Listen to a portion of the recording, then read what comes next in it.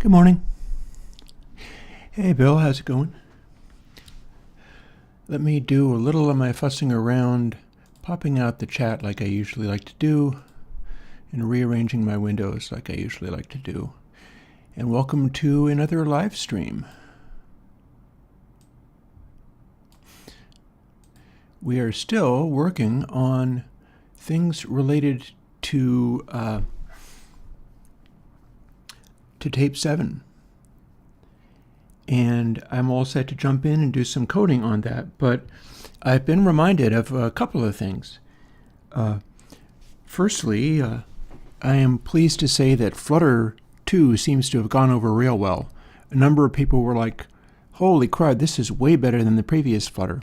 And I got some interesting engagement on forums around people who knew their stuff around like tape emulation, or had paid a lot of attention to Flutter in general.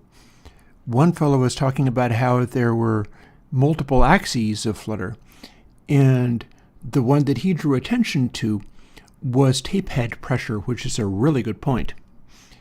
Because the thing is, Flutter is happening because of more or less drag on the head and more or less tension.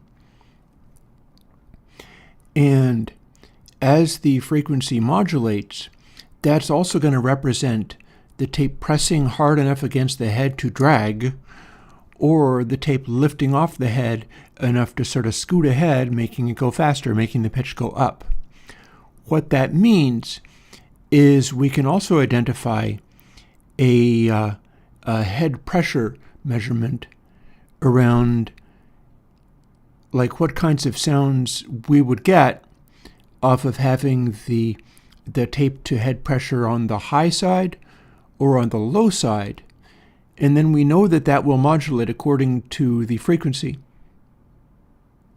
being produced. And we have the frequency as a couple or indeed an assortment of different variables. And it's modulating to alter the pitch, like whether it's going forward or back in the buffer. That's the thing that modulates the pitch. But we can pass that variable on into the ToTape plugin and modulate other things as well. For instance, if we have anything that acts like it is head pressure, and that could be a big jump.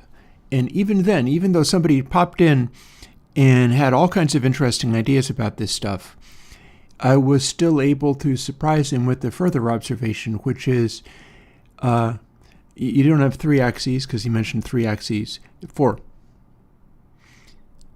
And then somebody followed me up with explaining how Flutter could even alter azimuth, at which point I was like, why, yes, that's literally the mechanism by which Flutter is not actually mono, any more than dither is supposed to be mono. Because the thing about, oh, by the way, if you notice that I'm dressed differently, it's because I am only streaming until noon today. And I have visitors. My sister and her family are coming by. We're going to maybe go out for ice cream, although they are heading to like Ben and Jerry's, so there might be a limit to how much ice cream they even want. And going out to dinner, which will either be a pizza place that I've always gone to or a small restaurant across the river in Walpole that I know is quite good. Hey, Anamashivaya. And we're going to be talking up a storm about all manner of things, and it should be good fun. I had to clear out a couch of mine so that their kids could have somewhere to sit, because I don't actually have, this is a one-person place. It's basically my studio and my mad scientist laboratory and stuff, and so I more or less don't even have anything else for people to sit on other than me. And that's just how I roll. I've lived that way for many years, and it's let me focus on my work. But when I have somebody's entire family coming and visiting, I gotta come up with something. And so I have cleared a bunch of my stuff off of a couch and cleaned up the couch real nice so that the kids can sit and, they're not kids, they're like teenagers, but can sit and be on their tablets and phones while me and my sister and her husband chat. But yeah, that's why I look different today. And yeah, if anybody wants to drag me onto the nefarious subject of politics, that's real interesting in the last couple of days. I am making this live stream on Tuesday, July 23rd. And although, let's put it this way, nobody's asking for that. So all I'll say is I have a good feeling about all this. And on that note, let's switch over to see whether my coding stream is up and running. And it appears that it is. So here's the thing. And I'll keep chatting away as well as I can. If I have to start thinking about new ideas, I might slow that down. But we will do our little stream all the way until I'm going to call it noon, because I'm going to give myself some time to, like, I don't know, I probably won't need to have another cup of coffee. This is my second cup of coffee of the day. But catch my breath and, like, troll over the internet looking for things and information and stuff. But for now, let's dial back into some of our old plugins.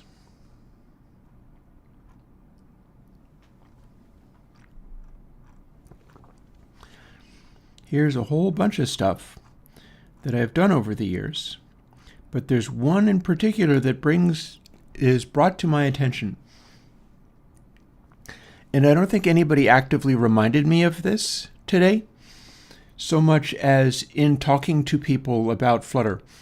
I remembered, oh yes, there is something else that I really should update and maybe improve before bringing it into ToTape 7 as well, because ToTape 7 is going to become a quantum leap into, like, start it up and it will do a really darn good, just everything that you like about tape will be there and will be awesome. And that includes a certain amount of Flutter. I would not, at this point, I would not remove it. I am tempted to actually start trying to include Flutter on other things, even without the tape emulation. But I also feel that some of my stuff around, like, put it this way. I'm doing mixes currently with Console X. I've got a couple of them down. I've also been studying records, and I've even got some newer ones. I can actually show that, I think.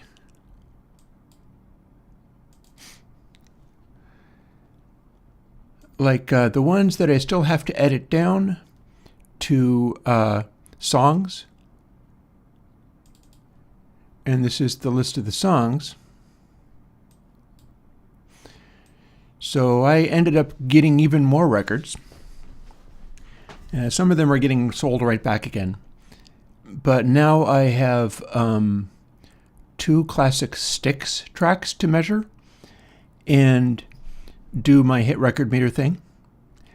I don't know who else was alive as I was when this came out, but Manfred Mann's The Mighty Quinn was a giant hit. And hey, before...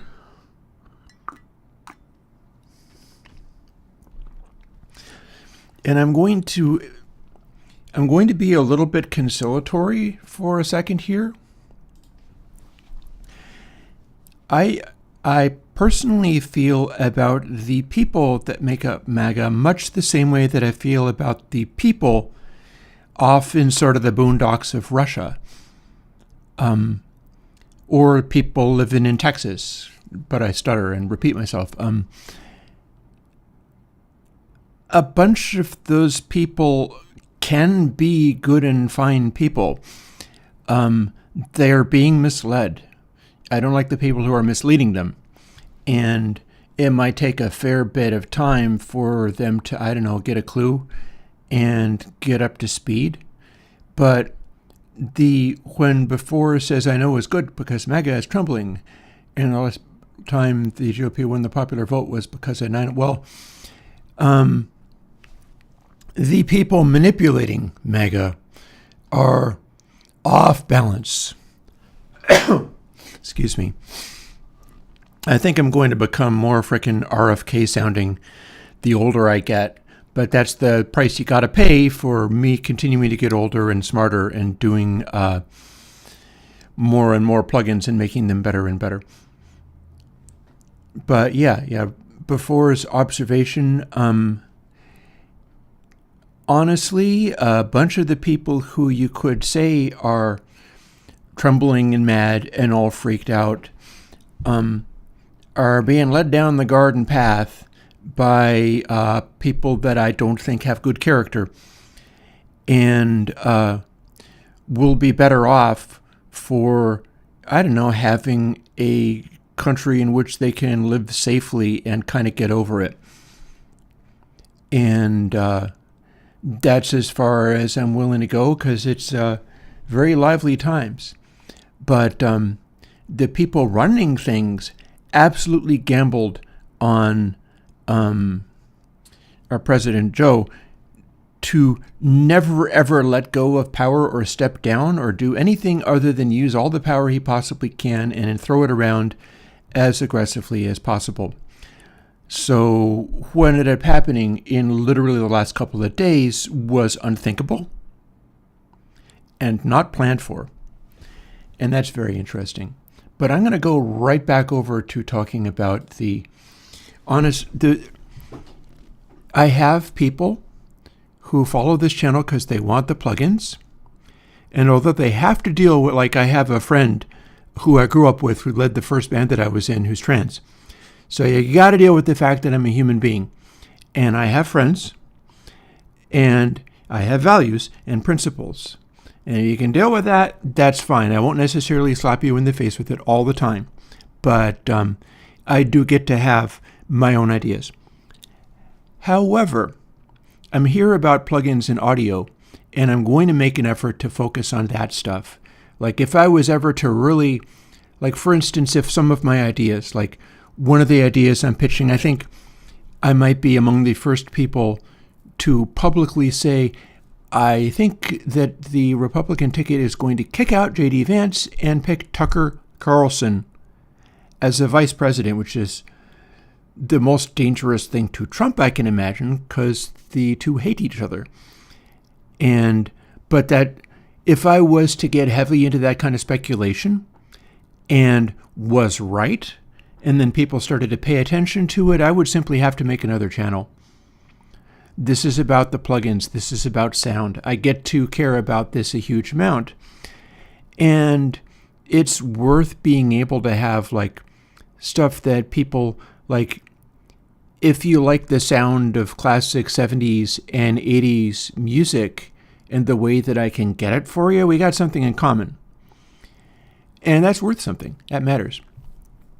So yeah, what we're looking at right now is recent songs and recent records that I have recorded.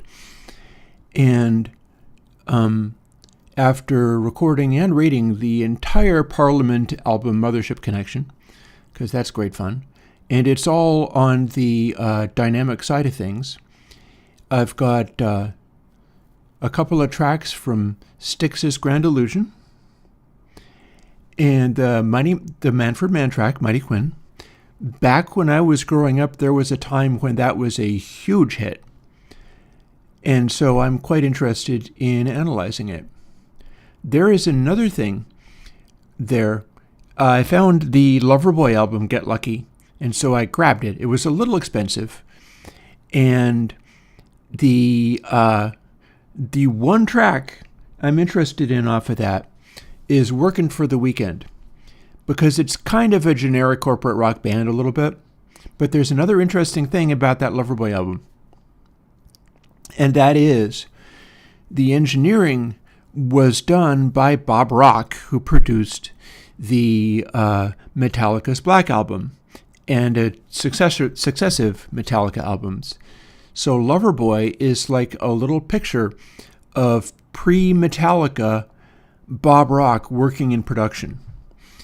And that's going to be quite interesting to analyze. It was certainly interesting to record. One of the things that jumped out to me a huge amount was in listening to it, and it's a totally 80s mix. Loverboy Working for the Weekend was a very brief, huge hit, and there's an amazing story behind that one. That was, there's a riff in it. You may, if you're as old as me, you've probably been, everybody's working for the weekend. Everybody wants a new romance. It's this hit single song. It was a complete one-hit wonder. There's a reason. And there's also a hook in there where the guitar goes. You wouldn't believe how quiet that is in the mix. It's the thing that we all heard on the radio. It cut right through the radio. It's like, oh my God, listen to the chug. But you wouldn't believe how quiet that is in the mix. It's insane. And I would never have guessed that. I would have guessed that it was way up in the mix, but it's a mid-range kind of sound that can jump right out. And in the context of a full mix, it doesn't really do it, but the mix is keeping itself clear around that noise. And it's a really tasty noise. Like, I would love to study that particular noise and figure out what the guitar chain was on it, because the chug on that guitar is extraordinary and it sounds awesome. A little bit Randy Rhoads-like, and that might be a clue.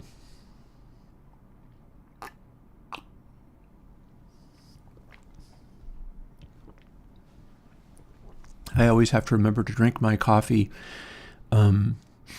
sedately and slowly. Because if I try to gulp it and still be talking at the same time, I'll just choke and spray my microphone with coffee, and that's no good.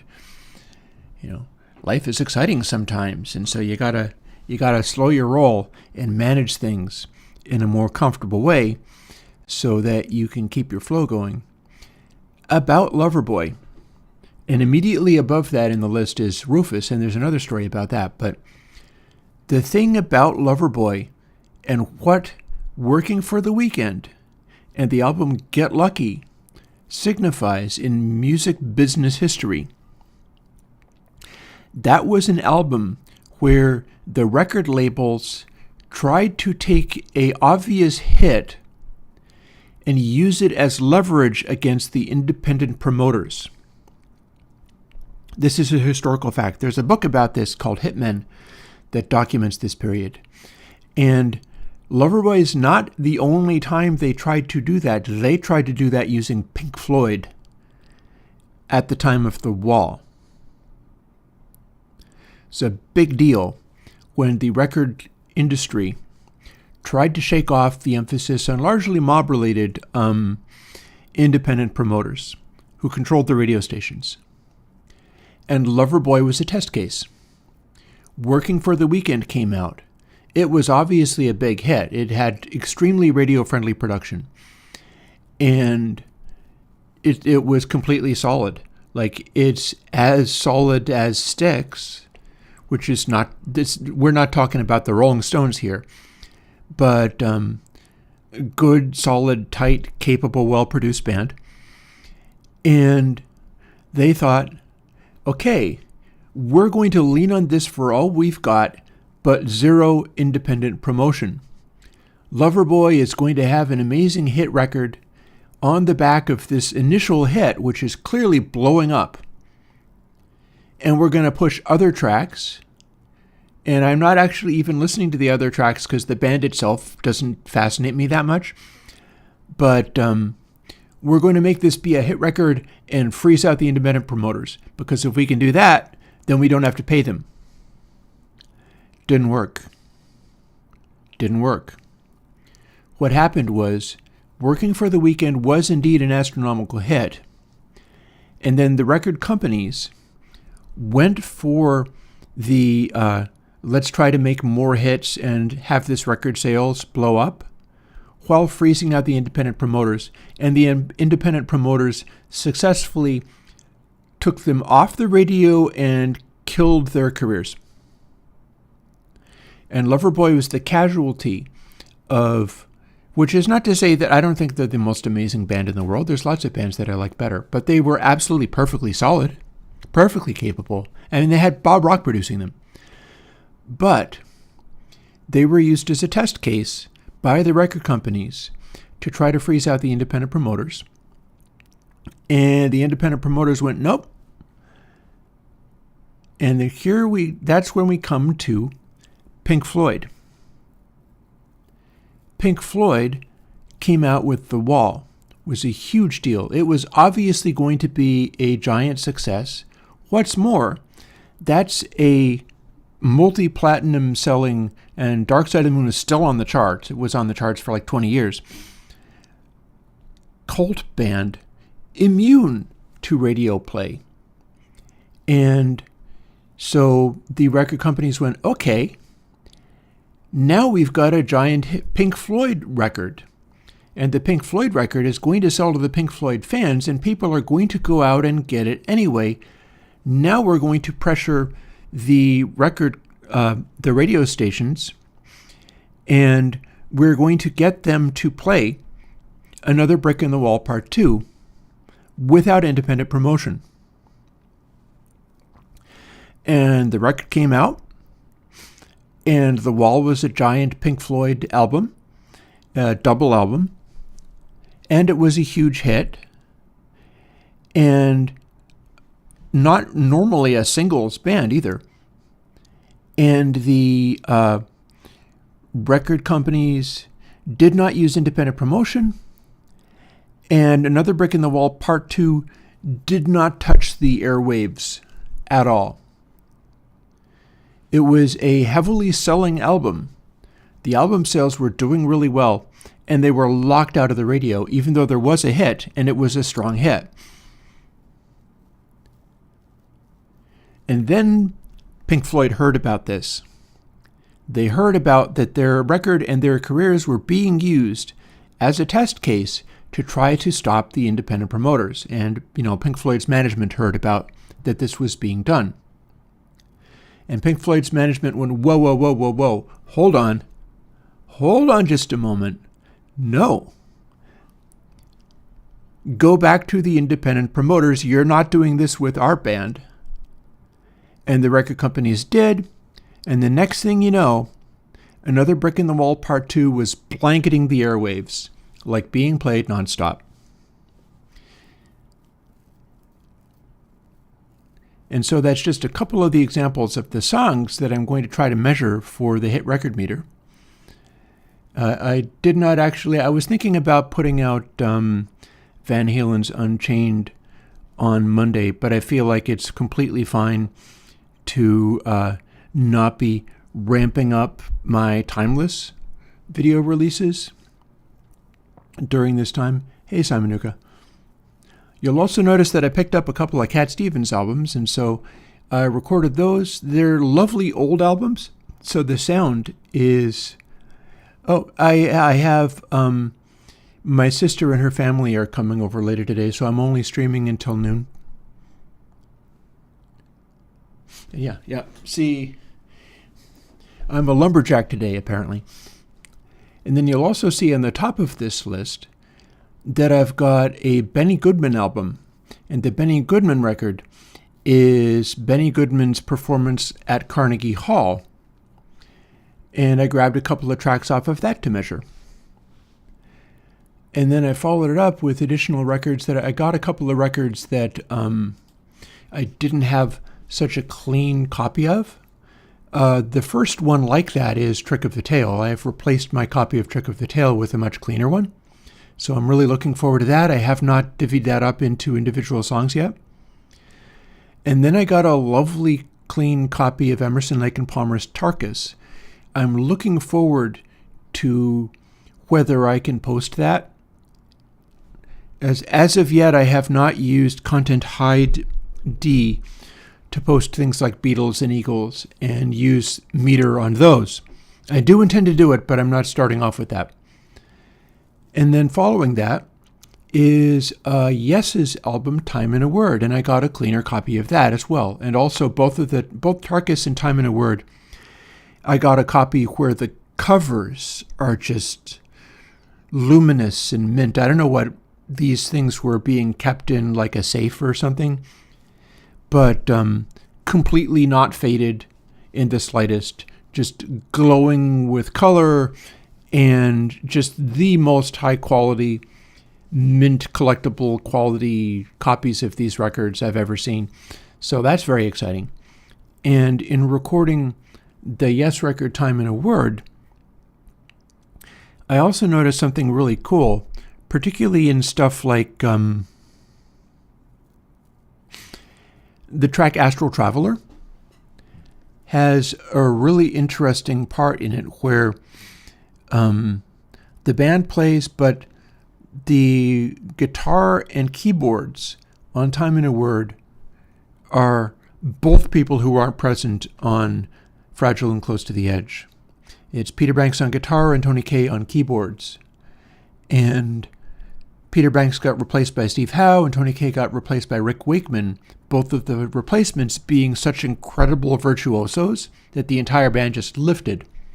But this is with both of the original guys. And when Astral Traveler switches from full band into a section where it's just the guitar and just the keyboard, the entire groove of the track vanishes. The tempo changes even. It just bleh. It completely dies until the rhythm section comes back in. Because, of course, the rhythm section is Bill Bruford and Chris Squire.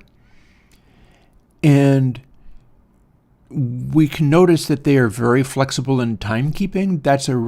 Time in a Word is an example of 1960s band playing where they didn't even think of what a click track was. That's not even a thing. They were playing live on the floor, and they weren't even trying to stay in consistent tempo. They were doing creative things with the ebb and flow of stuff. And we can still do that today. We can still do creative things with the ebb and flow of tempo right up to now. Right, even if you are a person who is jamming stuff all by yourself into a laptop, you can still do creative things with tempo.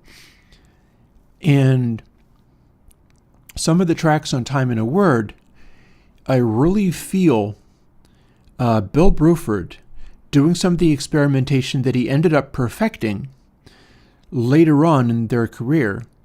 In particular, there's a bunch of stuff where I feel the drum track doing a thing where, to emphasize the shape of musical phrases, Bruford is coming in really, really early with the kick drum, just making a bold statement time-wise with how far in front of the beat you put the big accent.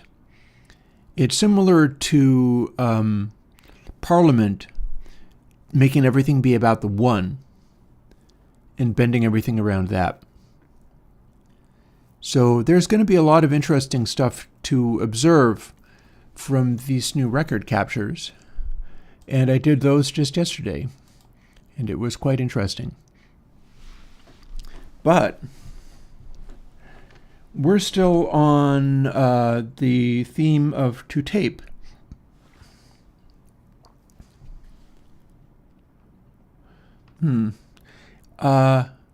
Zooproducties, I don't have any Circus Money Walter Becker tracks. Also, I am making a point of doing all of my stuff on vinyl records, because vinyl records restrict you in certain ways that are useful. Like vinyl records require certain kinds of mixes and framings and processings to not hurt the cutting head. So while nothing about digital requires that you can't intentionally choose some of these things that I'm now choosing with Console X and other stuff, I feel like I'm not very interested in seeking out modern digital like CD and post-CD productions, specifically to measure them. I mean, Meter is free, so you can run it through Meter as well. If you're interested in my reaction on the things, then that's fair. But the bottom line there is I don't have any solo Walter Becker tracks. And the thing I'm thinking of right now is not Meter as much as it is this one. Doubly. Do you remember Doubly? I don't remember when I did this. Looks to be, created 8/18/22. So this is a couple of years old now. But you know what this means?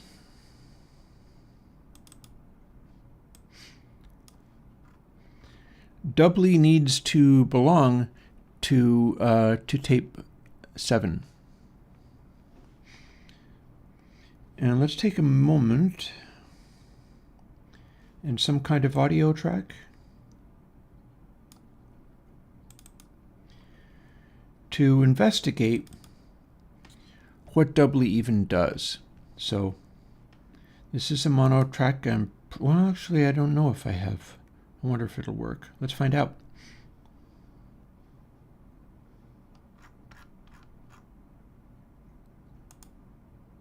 It does. So I have a one control Doubly, and it's hiding underneath my picture. So let's move it.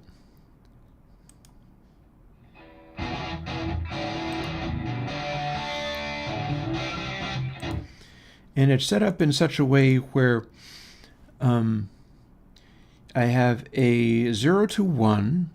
And this is one of those ones where I'm kind of hiding controls, and I'll be wanting to readjust that. Like if I can find stuff that's tweakable, where it can be used in a more creative manner, I'm going to be interested in doing that. I'm going to be interested in giving you a little more control over what's going on under the hood, because ToTape 7 is looking like it's going to turn into one of those ones that has a lot of power to manipulate stuff, like a 10. Easily a 10 control thing. I don't think it's going to need to expand so much that it'll have to act like Console X and have my own UI based on it. But that's also why I'm doing some of these as individual tracks. By the way, there's a funny side note. I was out with the recovery friends on Sunday, and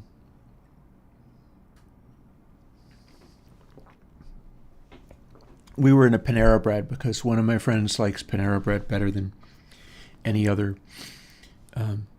We have another favorite place to go, but it is like a New York coffee house, and it is very busy and always has a large, fast-moving line, and this guy doesn't like sitting in the line.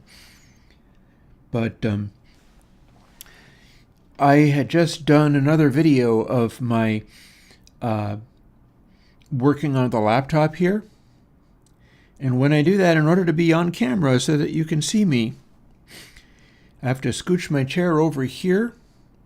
And that puts me a solid foot or so away from the microphone that I normally use. And so I am getting in the practice of spending 8 hours, although today it's only going to be 3, doing my live streaming and talking about how I am making the new plugin and projecting every second of the day so that the microphone can actually hear me, knowing that I'm well off mic. And after doing that for 8 hours on Thursday and going to the coffee house with my friends, they were like, "Chris, you're echoing all throughout that." Apparently now I shout in coffee houses because I'm too used to live streaming, and so my voice just is used to projecting. That does have very positive implications if I ever get caught up in all of this stuff enough to be able to go and record new music. Because then, if I get to do new music, oh boy, am I going to be able to sing loud. I'll be able to sing all kinds of loud, and it'll be just great. So if you would like to do live streaming, well, there is side effects as well. Do live streaming and set yourself off mic enough that you have to project in order to force yourself to project. And then you will be training yourself to be a singer as well. And then even if your pitch is terrible, boy, will you have a good sonority, and even your off-pitch vocals will behave better on Airwindows Meter. Because one of the things that my stuff reacts to that way is vocal projection. And that's always a win for hit records. It's a win for Debbie Boone. Debbie Boone's You Light Up My Life is uniformly really good projection, like she was in church. So let's jump back to this rather than only talking about vocal projection. Doubly does this.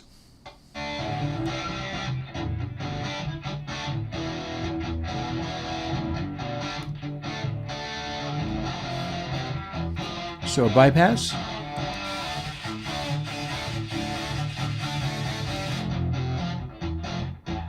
See, it just totally steps on the highs like that. And that is because this is a method of pre-emphasizing into a distortion thing and then de-emphasizing out of it. Now, what Dolby does, because Dolby is a sort of a take on what Dolby does, but designed to be simplified. What Dolby does is it makes a compressed, brightened sound in a rather complicated way in order to add that to the regular sound and then run the result into the actual tape. And then it records the actual tape. And then once you play it back, you run the same thing. You basically just generate a compressed, brightened version, but this time you subtract it. And that's all Dolby is. So it's like it's like a compression expansion, but it's an expansion in the dumbest possible way.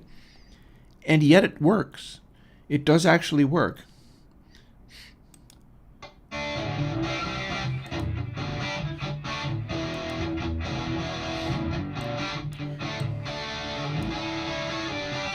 So we can grab a little section like that. And then if we kick in the doubly,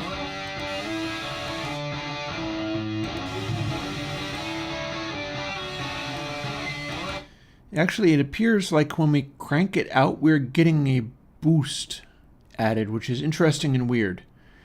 That would be this processing developing artifacts.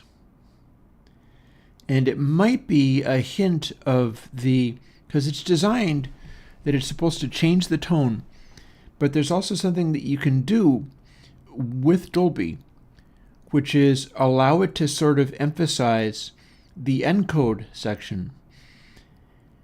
So honestly, this feels almost like a meme plugin. It's like I did this in order to let all the different possibilities that you could do with this type of processing sit on a single plugin, and you just vary it, but it's all a little mysterious. Like what I'm hearing here.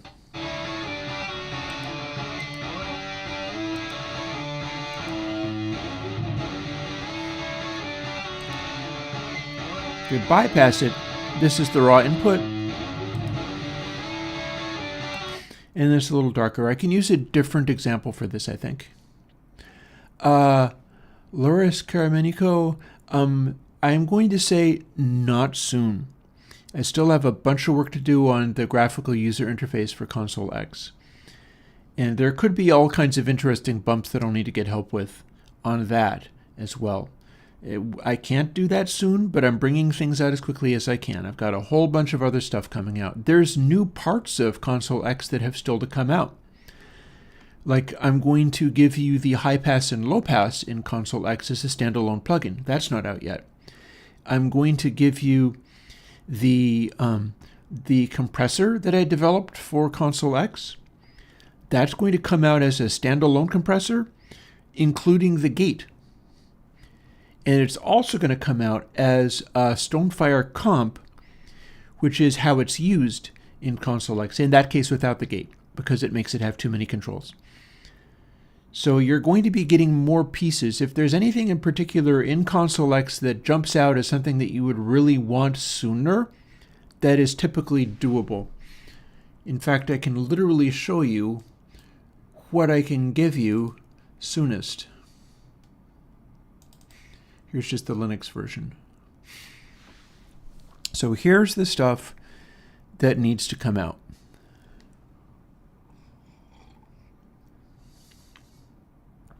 The only one that's, the reverbs and Seriously 3 are the only ones that are not related to Console X.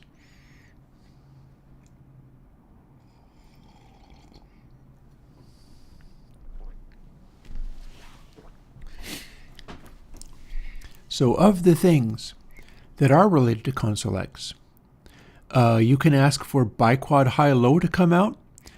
That is deeply built into the functioning of Console X, but boiled down, it will not be like Console 8. It will be only the channels and then only the bus. But there are ways to include submixes if you want.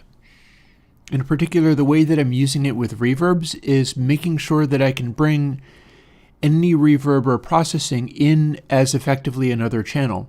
And that's why we have Console 6 and Console 9 there. Because the essence of how Console X works and how I've been using it, rather than run AUXes, what you do is if you need to run to a submix, you run to that submix and you put Console 9 bus on the top of the submix. That is essentially the same decode, but without all the processing. And then you do whatever reverb or whatever it is that you want, and then run into another instance of Console X channel, rather than a special one that's marked, sub or whatever. The reason I can do that is because rather than do the distributed filtering, what I've got up there, biquad high-low, the biquad high-low is the distributed filtering for Console X. Like anytime you're running into issues with aliasing, what you want to do is take the built-in low pass and just crack it off of the extreme. And if you do that, you have a distributed low pass that is being applied to the channel low pass, but it will also be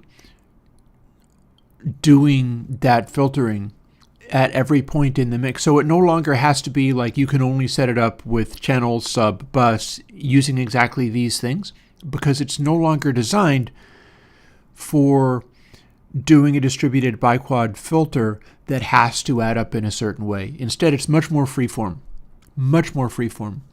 You can leave the low pass off completely and run the channel in oversampling, and it should also work that way as well. Or you can do the distributed thing and run it like 96K and do it that way. Or you can leave the low pass off of a channel if you're not having issues with aliasing, or if you want the highs to extend as far as you possibly can on that particular channel. It's just, Console 9 bus and Console 9 channel will exist in Consolidated when they come out. That is also not out yet. And the reason is because it's more work for me to build a demo based on these minimalist console versions that don't have an entire channel strip built into it. But that also has to come out before Console X comes out. And then Pop 3, should even be able to show you that. Like, I am all busy talking about and showing doubly, and we're going to want a different example for that, I think. But let's fire up Alien Kittens. But see where it says Pop 3, Seriously 3, and Stonefire Comp? Stonefire Comp is literally the one in Console X. But its compression stages use what what's in POP3. But since POP3 is it's not doing that thing inside the Stonefire Kalman filter thing, POP3 now has gating because it is the Console X dynamic section all by itself. But the Console X dynamic section all by itself is more Stonefire comp and gate. And the 10 sliders or less plugins that go into Consolidated are all these ones that you see here. And so POP3 has the gate built in. And then Stonefire comp has the Stonefire with multi-band compression, except for it's not really multi-bands because it's the Kalman filtering thing. But I felt that that worked well with the compression. And all of these things are coming up before actual Console X. I am almost certainly going to have my control surface by the time that the Console X actually comes out. But yeah, what we can do, I'll go over this a little bit more.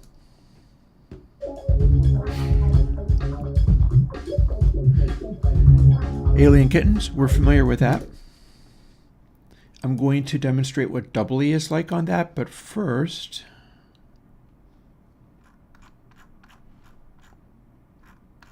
element OP for POP3.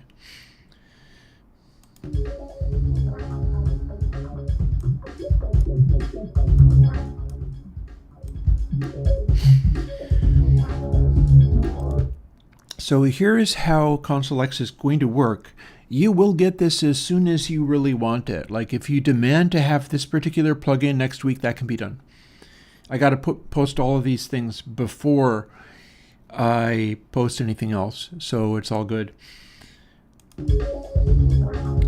But here we've got the console and the gate. The threshold for each is here. The threshold for gate is silence. Threshold for compression is no threshold, just all of the sound is let through without any alteration. The ratios are also like full crank, sort of limiting infinity to, they're basically working as a dry wet. You can consider a ratio to work as a dry wet in some circumstances, and that's how this one kind of works. It's letting through the dry signal as well as the compression. When we compress, we get this.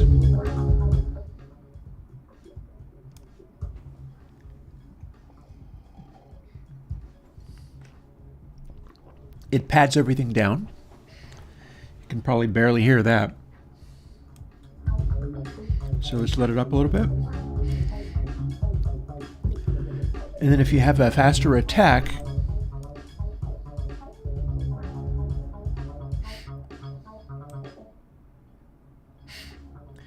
it cuts off the attack quicker.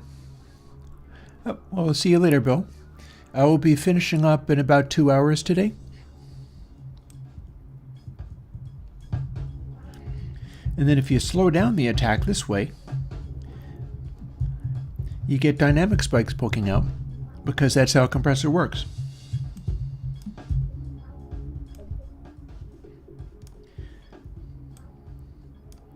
And if you slow down the release,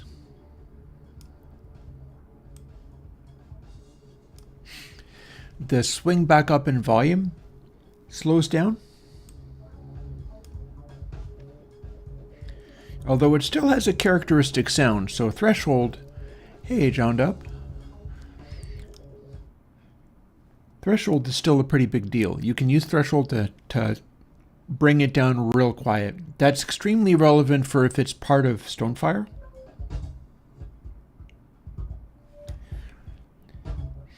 And so we can get interesting effects here, because like full volume is quite loud, but you'll notice that it kicks in quite aggressively with even a small amount of threshold starting to show up.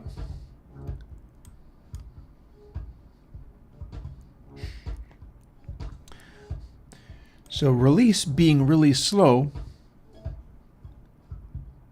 it's swinging up in a characteristic way.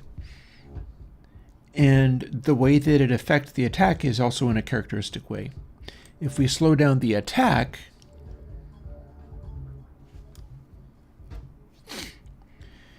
we have the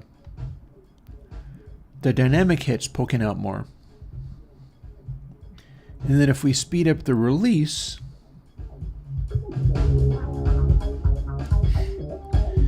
it gets a lot more powerful as it goes.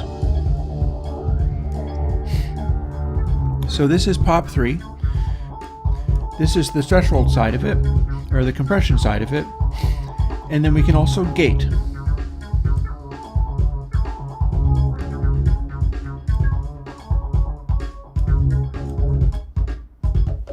We can gate. And the gate works like this.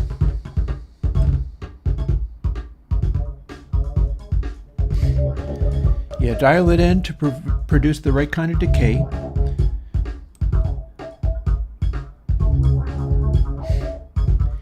And increase it until it's activating. We're using the peaks to do this one. This is triggered on the same trigger that the compressor uses, but it runs independently from the compressor.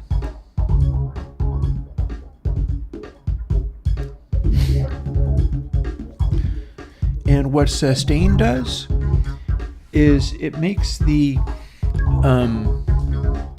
taper of this gating sound sustain a little bit longer. Essentially, we have a fall off that is a sine-based fall off, meaning that it falls off at first slowly and then quickly. So this produces the right kind of usable envelope. Like you can reshape a drum using this. You can go from very quick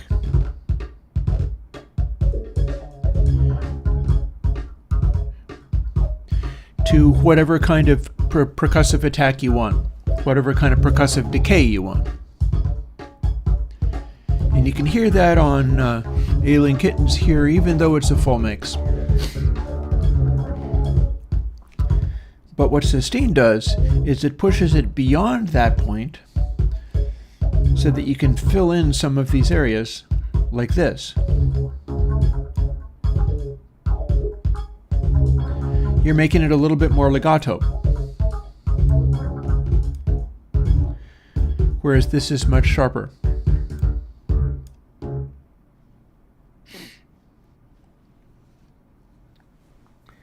And then of course ratio brings in dry so that you can hear what that's doing.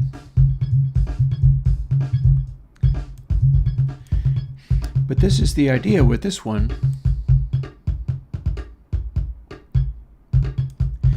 You can make an incredibly short decay, but still smooth it out a little bit using the sustain control. It's a factor of release, so it's still dynamic, but it's a real trim control over fine-tuning the kind of decay that you want on the gate release.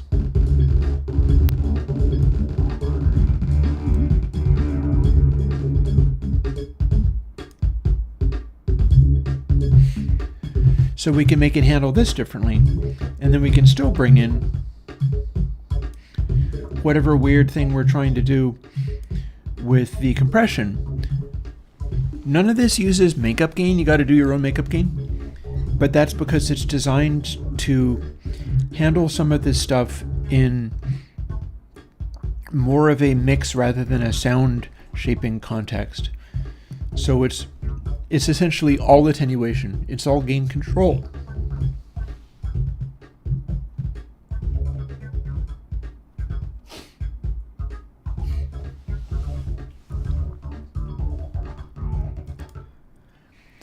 So you get to have Pop 3 if you want it. You could have it next week if you ask for it. But that's not all. Because also on the Console X things are coming soon for you is,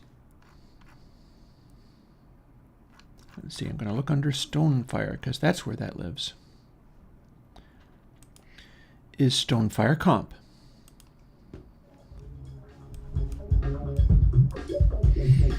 And And that works exactly the same way. Except for these are now level controls. And then range is how we, and then ratio is essentially the same thing as dry wet, but it is shared between these two. So for instance, if we wanted to cut off the fire channel of Stonefire,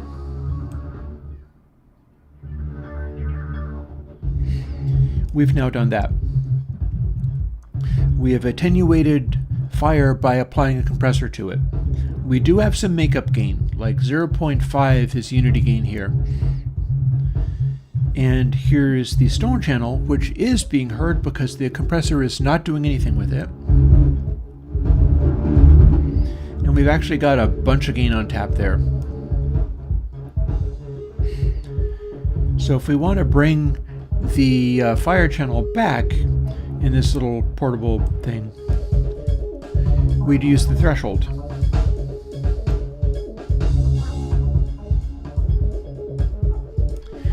Now if we bring that in, now we have a multiband.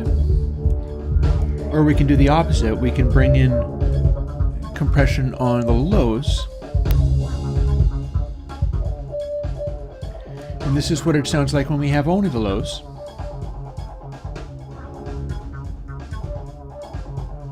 And we're listening to only the fire channel. Here's range. See, it's like a multiband.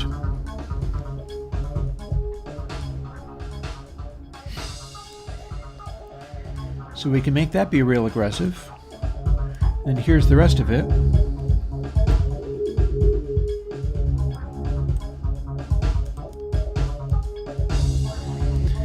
Speed up what Stone is doing. And remember, now that we are applying a compression,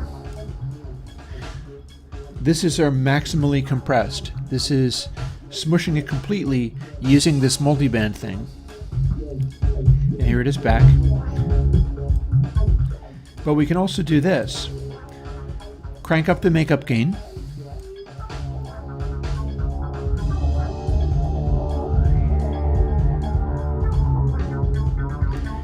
And now we have a heavily compressed low end combining with the high end that's dry.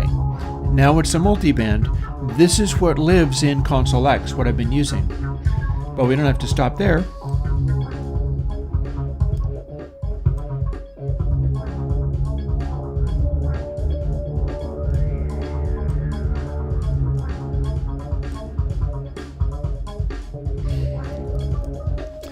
So now what we're hearing is Alien Kittens through Stonefire comp as a literal multiband, and the ranges of expression it has are kind of like, this is what the fire comp sounds like.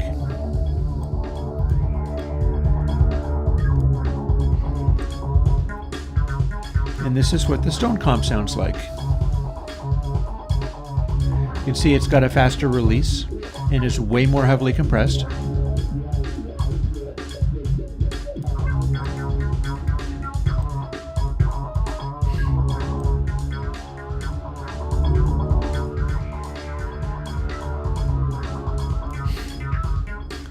And then we can back off on the threshold of that.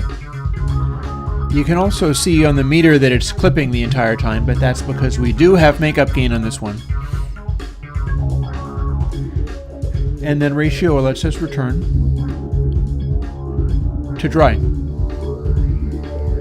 on both of the multi-bands. And so there you have it. I'm probably going to want to put out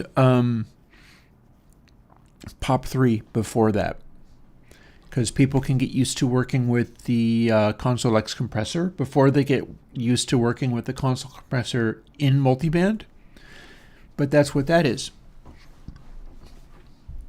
So the long answer for Loris is Console X is not going to be released soon, but there's a whole bunch of parts of it that you can have more or less as soon as you like.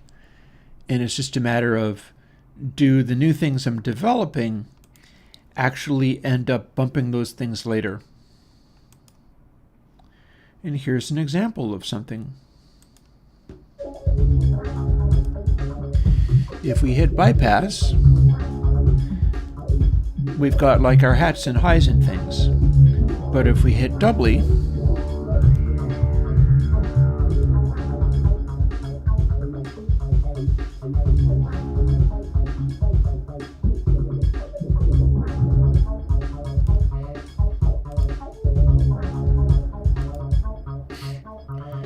we get a result that should be manipulating our highs. And I feel as if, like looking at this now, I feel like I could easily develop this a little bit more. Let's fool with a different track. Like here's a chunk in the middle of, somebody was asking for this song, like where can I get that song? It's actually on the internet if you look real hard for it. But I do intend to remix it. And if I throw doubly on this, it should be a little more audible. What I've got is a thing where we start bringing it in, and then as you boost it, we start going into that thing where the bright side of it goes out of balance. And it starts doing that sound effect thing that's sometimes done with Dolby processors. But let's hear if this makes a big obvious effect.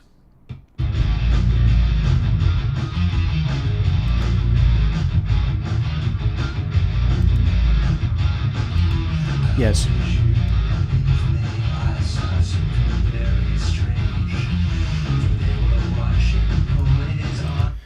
So the thing to know about Dolby processing is that it is compression and brightness at several stages. Like there's multiple parallel compressions going on, and a high frequency band, and then a mid-high frequency band, and they are all being run as their own little operations, but then they are all being added to the regular sound, just plain added. It's just plain mixed in, like a dry-wet thing. And then the combination of all those things is recorded, and then you play back and do exactly the same thing of compressing high frequency bands, except for this time you subtract that. And the funny thing about that is that absolutely does not give you the same sound as you had going in. It is absolutely a complicated, like unlike certain console algorithms, it's not reversible. You are changing the sound when you do that in the process of inverting and canceling out some surface noise. So it's a tone that really changes the sound quite a lot. And I'm hearing it a little bit more on the Discord Welcome Home here. But the way I've got this set up is if I boost it, we start getting the compression part way out of balance, because there's a trick that one uses, but this is probably also why this plugin dropped out of sight. Like, this was not a successful plugin, I think, when I released it. You can't really tell because people don't buy them, but I don't think people gravitated to this one. And this would be why. It's because it turns into a treble boost as you boost it. I'll show you.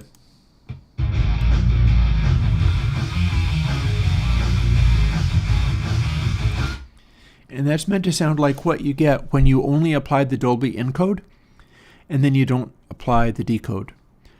But I stuck it in a single slider, and in retrospect, this is not a good one for having made one slider.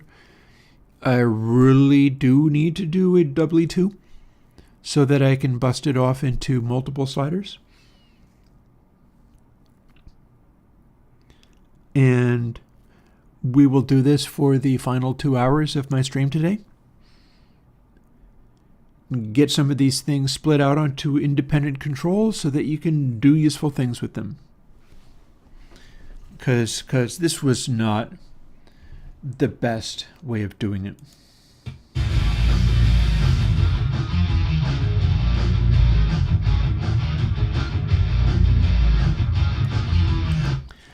That said, at the mid setting, it's still doing a pretty good job of changing the tone. It's just that the Dolby processing is not a tone changing that's objectionable. Doing that doesn't sound bad. So the midsection of doubly likewise doesn't sound bad. And it's honestly doing a fairly good job of handling stuff. So here's bypass.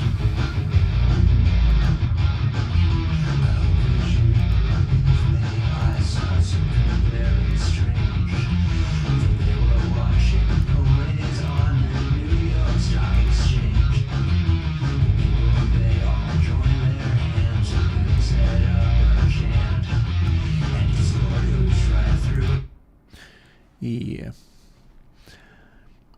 Styrian Goldings?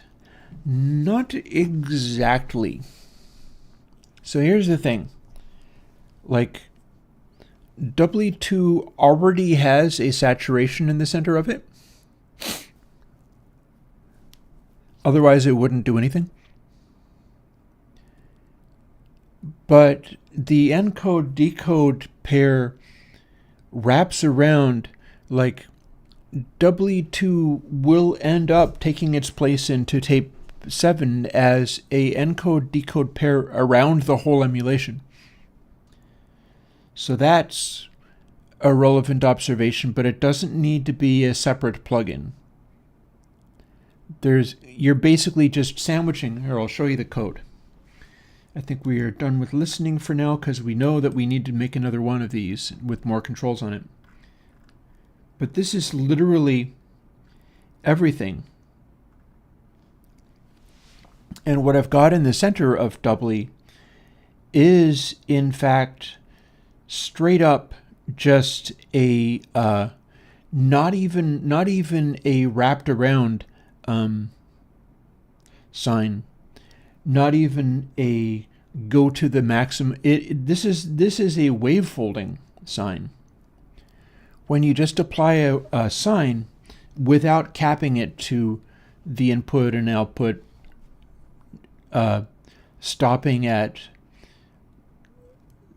1.57, etc., etc. If you don't stop at that point, then it'll wavefold. It will wrap around to being quiet again. That's what we're doing here, is a wavefolding sign.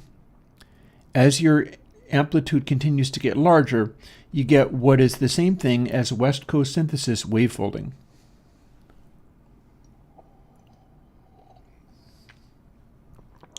That also could be addressed. I really feel like I could do better than that. And while I'm at it, there's no real reason why I can't include the process. Or I'll see whether I can get relevant parts of the ToTape clipping rather than simple density style clipping. Because using sine for this and then capping it to +1 and -1 outputs is a very simple and primitive version of clipping. Honestly, I could use the drive clipping just as easily. That's a little more aggressive. But it's all about whether you've got the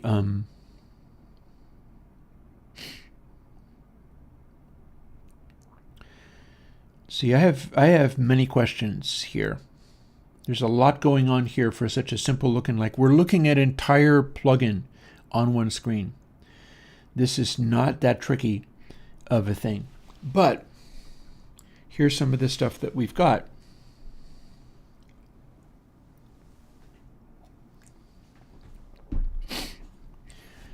Both of those could be individual controls. The dry wet stands on its own. Gain absolutely can be its own control. Well, let's see. Like,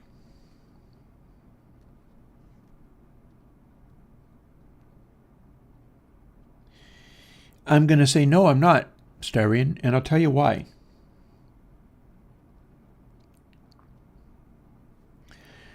Doubly is clipping.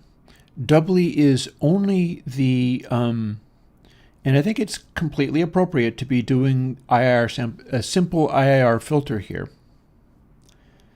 That said, that also needs to be adjustable.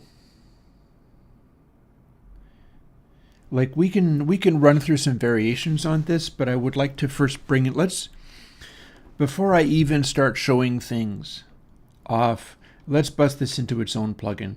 We need a doubly 2 so bad it ain't even funny. No question about it. It's not even negotiable. And it should be a end-to-end plugin, which will work on multi-channel.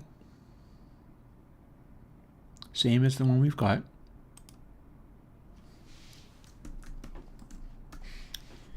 Here we have doubly 2. Hopefully it'll behave itself as I continue to. Sometimes when I do stuff, the Xcode will crash. I don't want it to crash. So the way I do this is I use the same ID. I could remember that, but I'm going to allow myself to just copy and paste it.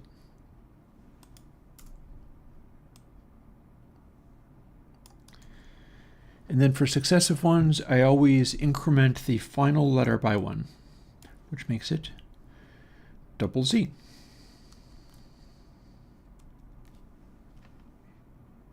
And in doing that, usually I avoid having conflicting IDs. It's fairly easy to keep an eye on that kind of stuff that way.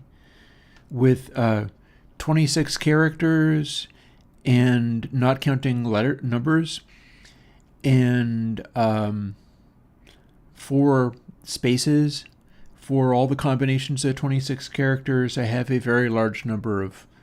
Actually, we're having some fun today. Let's take a moment and figure out how many permutations that actually is. That seems like it would be a fun thing to do. We get to do whatever we want in these streams.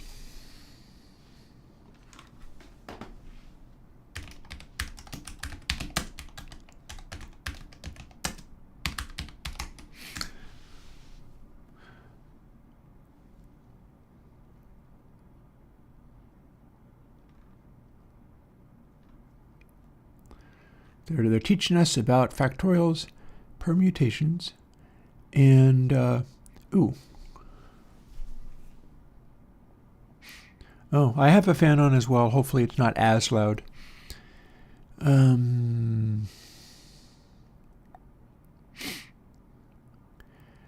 Probably Stonefire is a Kalman filter.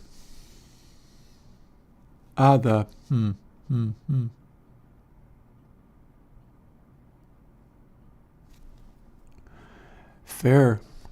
Boy, well, while we're looking at this factorials and permutations, I'll see if I can, like, fit the back of my head to that one.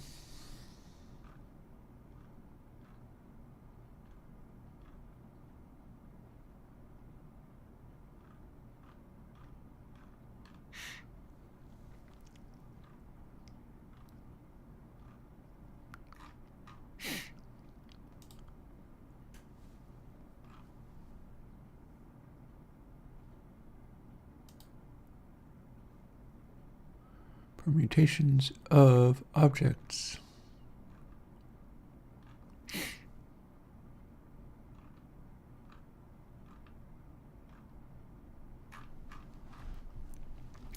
Remembering, of course, that using an ID number like that, ABCD is a different answer than ABDC.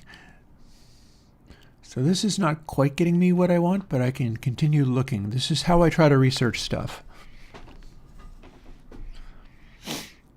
And I don't need the answer to this question. I'm just very interested.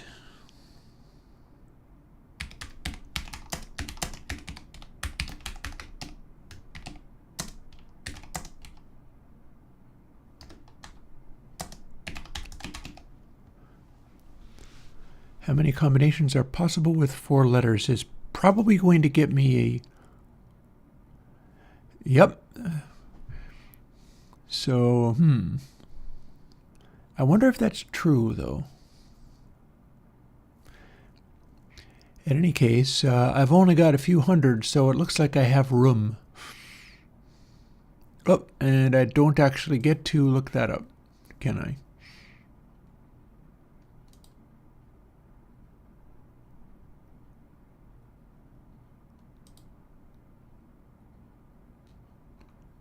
So here's an answer that's relevant to the question I had in mind. Number of combinations, I'm actually leaving out uppercase letters. I'm not using uppercase letters in my IDs. I feel like audio units, there had been some kind of reason why I didn't. So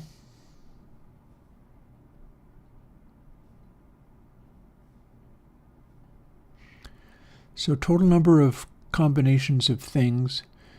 This is a...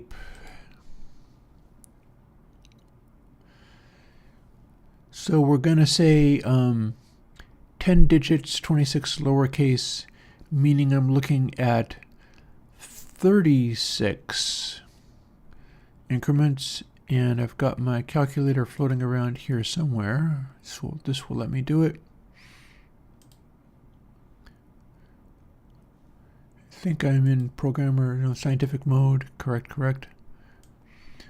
So 26 plus 10 for the zeros and ones and twos and threes, etc. 36 to the yth power. So then I hit this, and there are 4 positions, so they say 36 to the 4th power.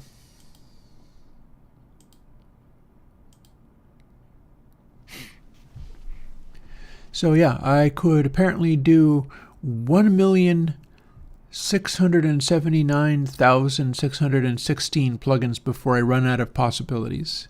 Cool. Good. I'll get around to that eventually. Give me a couple of years. I'll do my 1,679,000 plugins yet. We're doing great so far. We are making plugins at a blinding rate, and today the plugin is doubly 2. Because I've just got to play with this thing using a few more parameters than I've currently got. I want to hear what this sounds like and what my options are. So we've done version number. We're going to go through now, and we're starting out with 26 controls. We don't need 26 controls. Oh dear. But here's a start. We want to reproduce the behavior of the previous one. It's a lovely, simple plugin to start with. Actually, I'm going to plunk that as Z.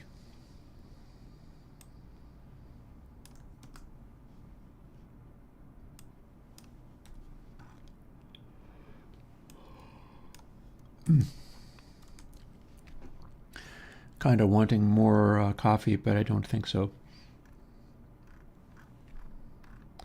I don't want to be hyped out of my mind when, my sister and her family arrives. That's the time to chill and hear what she has to say rather than go on a tear, go on a rant about plugin writing.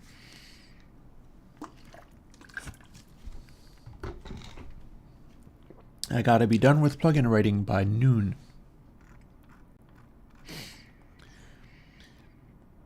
So observe here, we apparently have IIR sample A and IIR sample B. I'm guessing that is because we have the encode and the decode. That feels right to me. We're not doing anything freaky like interleaving them. We're just doing a simple filter. And once we put this into place, we'll be able to hear what that's actually doing. I do intend to solo that the first chance I get. so that I can show you and so I can remind myself what it sounds like. So that stuff is all fine. And here's where we instantiate these variables, and then I'm going to be copying it over from the one that's working. And we'll be off and running with a new version which has the same behavior as the previous version, but where I can fool with it a lot more. So let's see now. Don't need cycle end for things. Cycle end is from the old version of undersampling I used to do. So my template doesn't really need that anymore. But if we reproduce the behavior, we reproduce the behavior like this.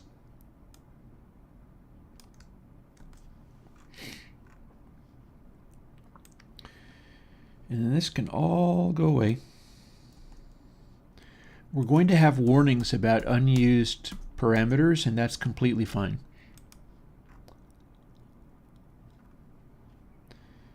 Then there's dry sample, and here's our actual code.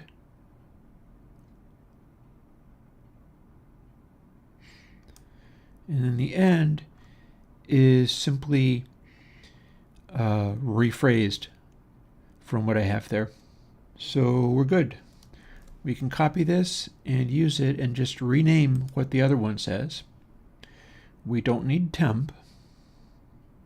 We do need the dry wet, but we're going to need to rephrase it. When I say rephrase, we're not actually using a variable called b, we're using a variable called wet. So that should give us the end result. I should be able to, well, I'm going to close the other one first. We don't need it now. We have moved beyond. We've got this now. And it's not going to want to build the first time. It's so confused it doesn't even know how to find math functions. I'm very interested to know what's going to happen with some of this. But we build it again and it should be fine. In fact, it is not even having any issues, and that's cool. Then we go to our release folder, put it in, move our folders and things around. And since this is an older version of macOS, we can use component files immediately. So we can go in search of Airwindows, D for double E, the U, there we go.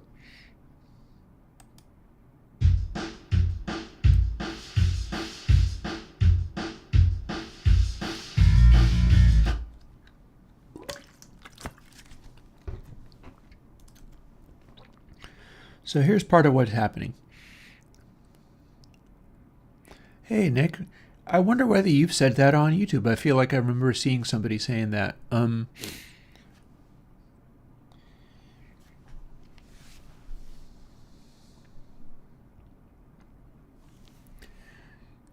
don't know. And there's a reason. I'll tell you. Let me show you something.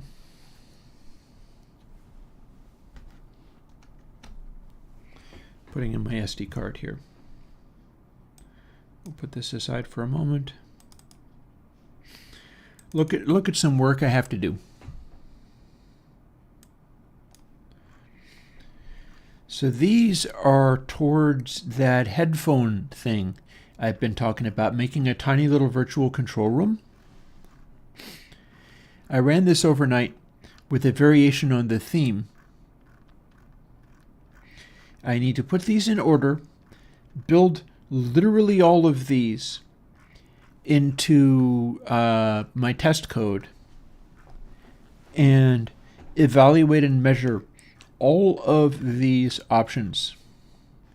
If I do that, I will then have a updated new form of 4x4 house folder matrices, which is the same as we use in cream coat, but they'll be dual mono rather than the difference between these and cream coat / clear coat, all those previous ones, is that those ones are all designed to do a big ambience by running a householder matrix lengthways and also crossways. I don't know if you follow me. I'll try to explain. I've been doing my entire thing by having the same values but running through them in two different directions. But for situations where I think I'm only going to be using a householder matrix and it's end-to-end, both of the channels are the same. So mono sounds would stay mono under this circumstance. And that is appropriate for the headphone thing. But it can also have a place. I've always made reverbs like that sometimes. I feel like I could optimize for that. I could run my calculations and generate these things that you see while not actually even evaluating the crossways, and that might give me way more optimized householder matrices for the one direction I'm evaluating them in. And that's what I've done. And if it works incredibly well, I need to look into doing that with the 5x5s as well.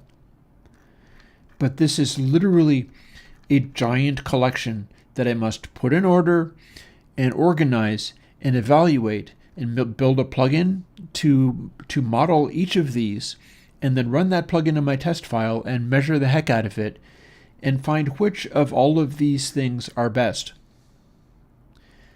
If I've done that, I will then have a alternative to I could do a batch of variations, and that could be clear coat 2, rather than evaluating the householder matrix going through in two directions for having centered sounds have a distinction to them, have it be that slightly more stereo effect.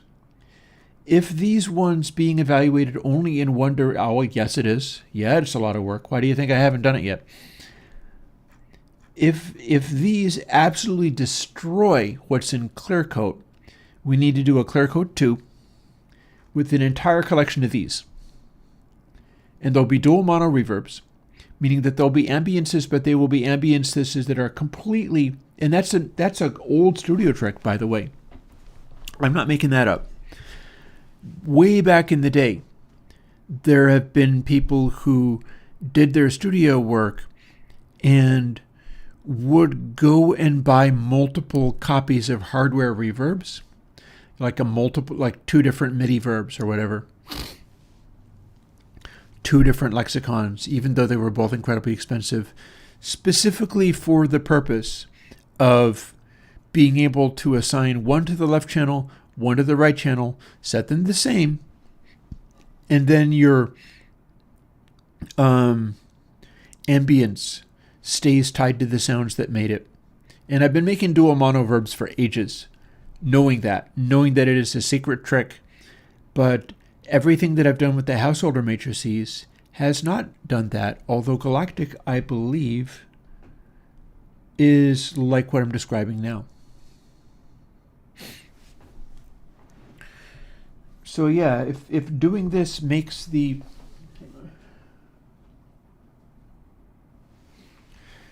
my shoelaces were becoming untied. If doing this makes the reverbs way, way better than what I had in clear coat, then I need to basically do the variations on that. And there will be a clear coat 2, and there will be a crunch coat 2, and a cream coat 2, and those things, that would be a fine time to start bringing in the top dB, to bring in discontinuity to the feedback path, because that's been working really well. And all of those things, like, why even do clear coat when I can do cream coat? Why even do clear coat if I can do cream coat? Because clear coat is basically the simplest possible form. Cream coat is that with the undersampling. And clear coat has to also contain a form of undersampling just in order to be able to work normally at high sample rates, I think. Let me check. Let me check and find out. Maybe it's so simple it doesn't even do that, but I bet you it does. Let's go back into the dawns of time. Back to the very first time I did this, not knowing there were so many variations on it that would happen. Yep. So here's clear coat. It apparently has subtype built into it, so that's neat. There's the code. And here is, see where it says cycle end? That's the original form of what I'm doing in cream coat. Except for the code is always so high in frequency that you never actually hear it. It's always being stuck to 44.1K. You never get to take the sample rate down even lower than that. And the final combined, like, this is the same code that is in crunch coat. Not cream coat, crunch coat. This is making a linear interpolation. It's just doing it at such a high frequency that you don't hear the edges. But this is the code in crunch coat. So yeah, there's very little reason to ever do literal clear coat again, unless I was going to simplify it even more for people who were like coding something and needed help in understanding what they were doing. Let's eject shuttle now that I've shown you all of, like, I generated all of those, and I could generate more based on the new algorithm. And we did that on stream as well. You saw me do that on stream as well, which is doing what the hell did I even call that? That program that I ran in Godot, the program that I wrote in Godot, which draws pictures. It draws the stripes across the screen, and it measures how evenly the reverb constants are combining with each other and whether they are overlapping, whether you're getting multiple stuff lining up on top of other multiple stuff. I did that. I don't remember what the hell I called it. But I wrote that program, and in fact I ran it, and I ran it on stream, and I edited it, and I ran it overnight, and got that many possibilities out of it, and the whole thing was redone. I haven't even put it back yet. I may not. The whole thing was redone so that rather than evaluating the entire thing, and I've been getting really good results, honestly, rather than evaluating the entire thing based on can we run through this householder matrix in two directions and still get good results. And that's a big ask. Like, the fact that you can run through a householder matrix crossways, straight and then crossways, and get anything useful out of it is very impressive. You can't just, it's my code that is letting that even be possible. And the fact that it's brought us things like K Cathedral 3 is very cool. But if I didn't have to handicap myself with centered sounds must produce an absolutely unique reverb tail on each side, because that's what it is, basically. What I've done is designed all of my current reverbs around the concept that if you had a stereo reverb and you had a single click in exactly the middle of the space, you should have completely unique reverb tails on left and right. And that's what my current stuff is about. But if that's not necessary, I think we can make the evaluation of the householder matrices way more efficient by not having to evaluate the crossways thing.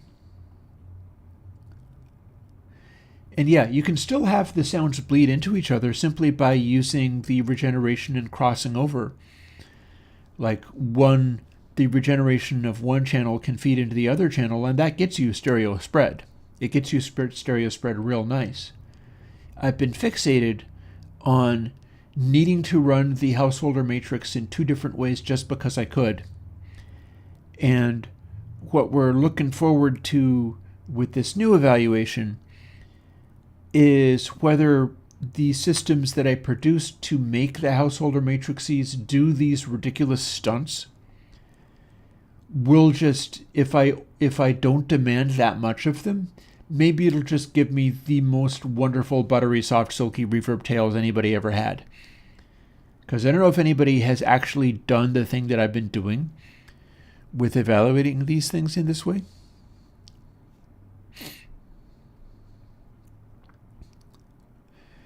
And bear in mind, Nick, when we're talking about the regeneration, like, you have to be using some regen for that to even matter.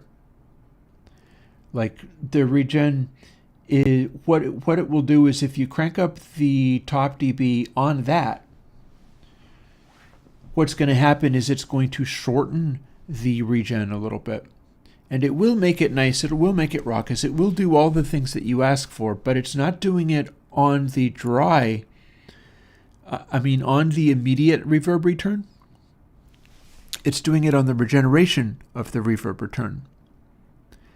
And that means if you have regen at 0 and your sound is doing that, then the discontinuity would do nothing. It's not being applied first time through, only on every subsequent time through. Although that's not a rule. That's just my choice. If you applied it, although you'd have to make you're using the same number. If you applied it and then took the output from that, but then also sent it into the regeneration, you would get multiple layers of it. Although I do like the idea of applying it only to the regeneration path. But yeah, these are all really good questions. We evolve all this stuff as we go. So there's no special reason I couldn't just build the discontinuity into the reverb return rather than having it assume that you must also be running, say, like I'm doing it that way because I know I'm going to be applying discontinuity in console X. And I'd like to have a distinct top dB setting for the regen and the output. See, if I do that, or indeed if you run it as a separate plugin, because you can simply put discontinuity on after that, although in that case it's going to be applying itself to the dry sound as well. But then if it's being done in console X as I've been using it, I can apply a separate discontinuity to the reverb regen and the reverb wet, which is also going to be combined with the dry sound, and it'll gel those two things together a little bit. And it's all very interesting. There's a lot going on here. But the thing that I was looking to do, let's see if all of this, hi. I just ejected the file which you came from. So let's just quit you. Very good.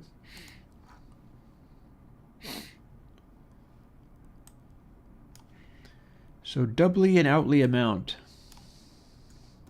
Now it's A and B. Not only that, let's add another. Let's copy, paste. Let's make our frequency be that.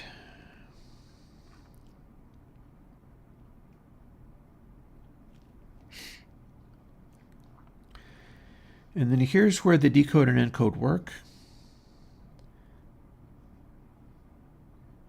And here's where our funny compression is, except for I think that's not compression. Do you recognize it? Because I think I do. I think that is a famous meme plugin. that David Pixley was always a big fan of. I'm remembering David, of course, but I am not remembering the name of it. But I think that's what it is. Log something, log something.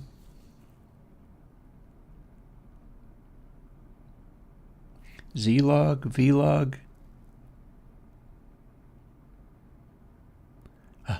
ULaw. This is ULaw. We're looking at ULaw inside this thing.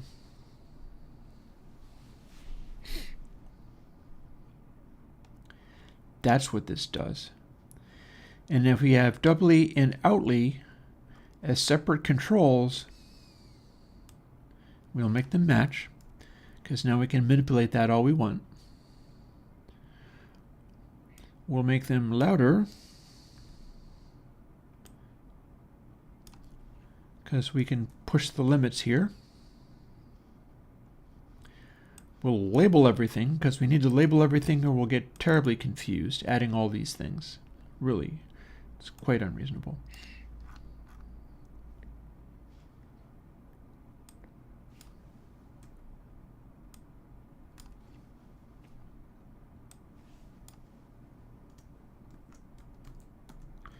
Outly.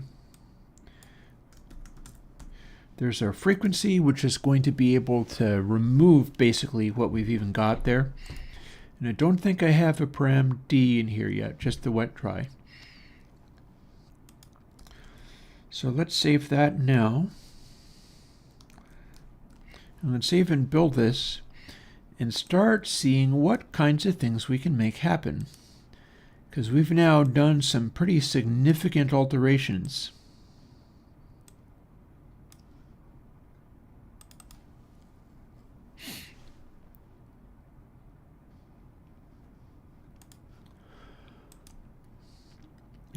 Also, Nick, bear in mind that discontinuity is a behavior of air. And so combining it with the behaviors of electricity, not so much necessarily something that's going to be terribly useful. But reverbs, oh yeah, that comes in handy. So let's see, if we set this to the same, we should still have a reasonable behavior.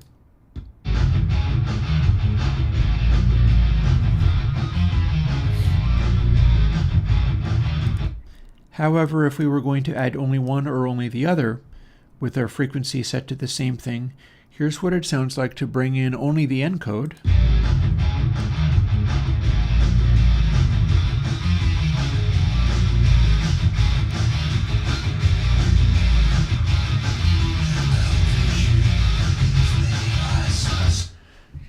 That is filtered.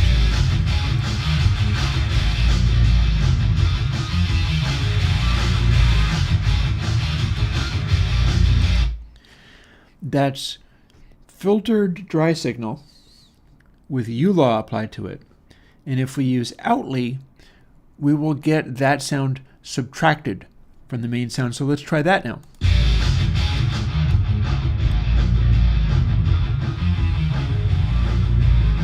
And it can become inverse. Subtract too much of it and you start getting high frequencies again, because the thing that we're subtracting, even though it's inverse, is pushed too much.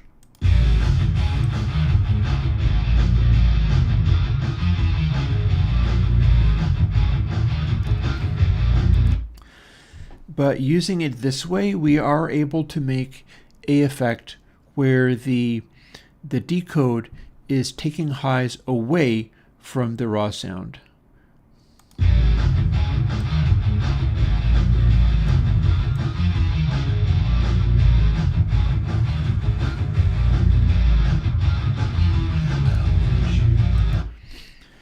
And frequency, it's going to be better if it is focusing largely on highs, because this is a ULaw encode in here. So we're not going to want to run at full range unless we do. Because it is possible to do that too. And then if these are set to the same,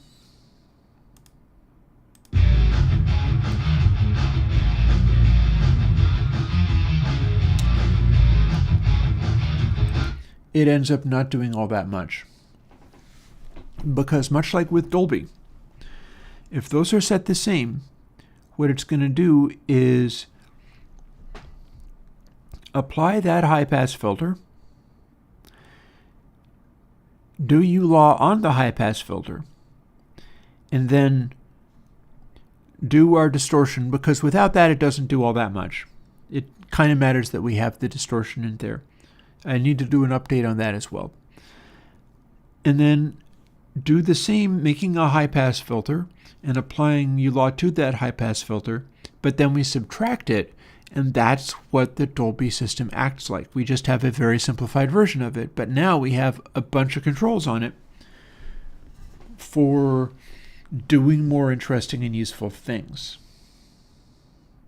For instance,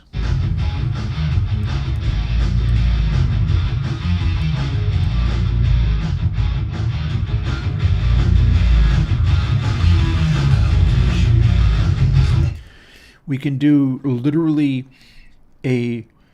see, here's something fun. Yeah, this is going to go into ToTape. There's no special reason we have to have the same frequency for both. We could have distinct frequencies, because what we're hearing now is only the encode. So it's U-Law being applied to a filtered thing, but we're actually not filtering the thing, so it's U-Law being applied to the full range.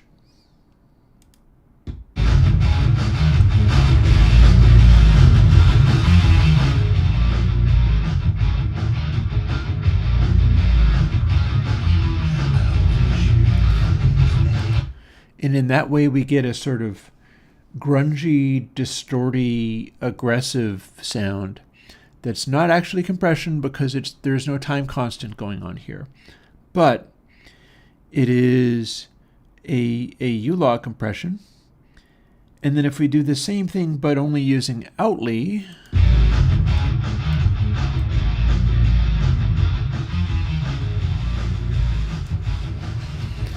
we're potentially inverting it.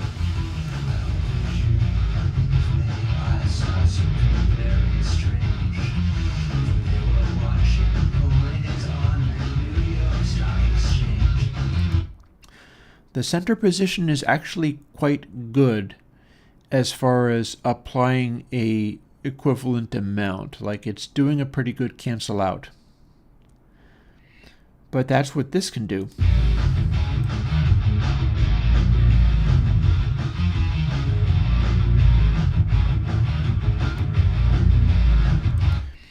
Is suck energy out in this characteristic way.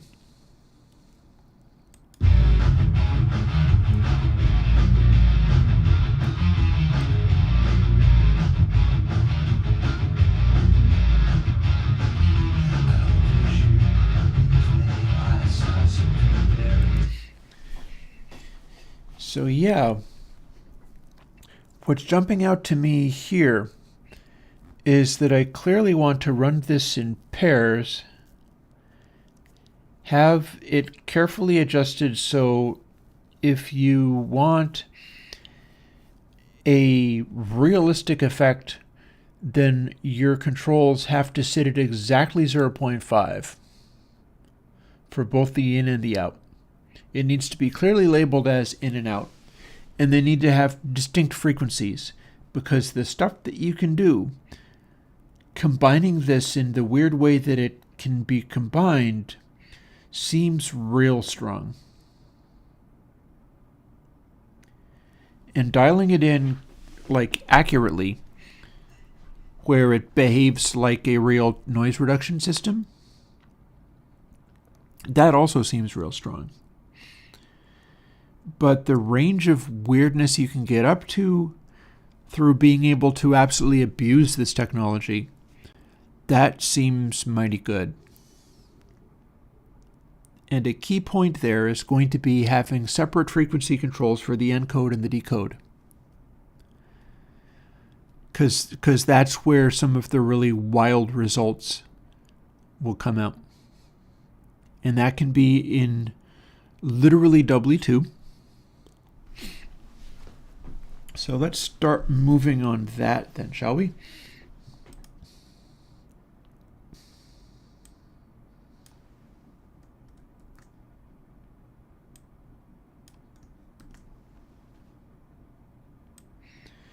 We need multiple controls. And we're going to rename everything because I'm no longer happy with any of these names.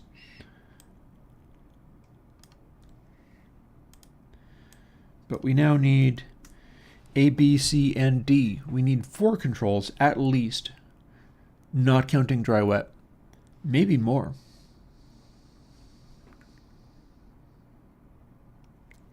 And we need to clip this properly.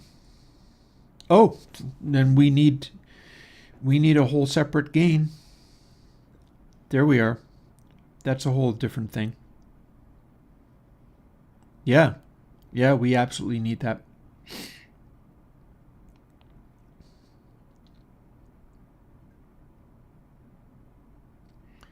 We're not anywhere near clipping here. This absolutely needs to be its own thing. So check this out. We're going to get wild here.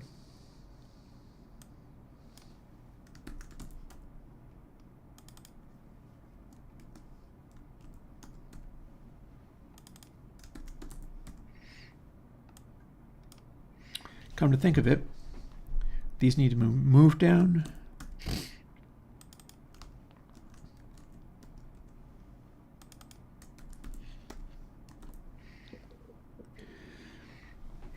So input amount, the frequency at which it operates. Drive is how hard we're going to push this drive algorithm. Output amount and the frequency at which it operates. So we're going to have at least 6 controls, unless we need even more. And so that's how that works. And that means that needs to move there.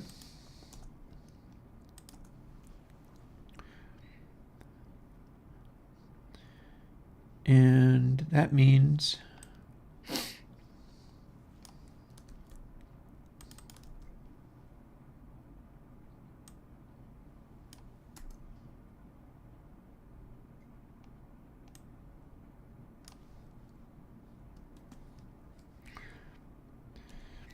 so we had it padded quite a lot.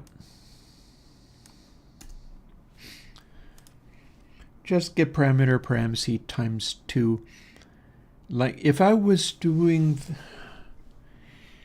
I don't know to what extent it's going to matter.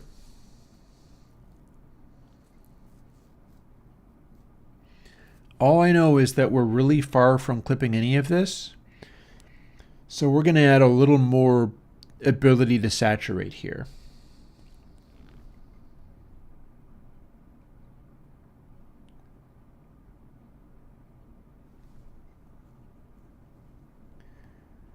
Now, as I say that, I realize that I could also have independent drive stages for each of these things, meaning that we could have drive into the imitation tape in the middle of doubly.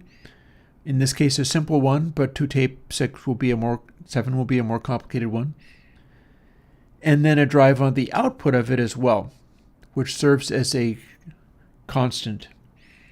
Sister Rose, that constant of 2.408 is part of a U-law calculation. And U-law is famously a thing that David Pixley was a very big fan of. And it's an encode-decode that is extremely aggressive. This would be just the encode. We're not actually using a decode. Instead, we're doing an encode twice and first adding and then subtracting it. But what you see there is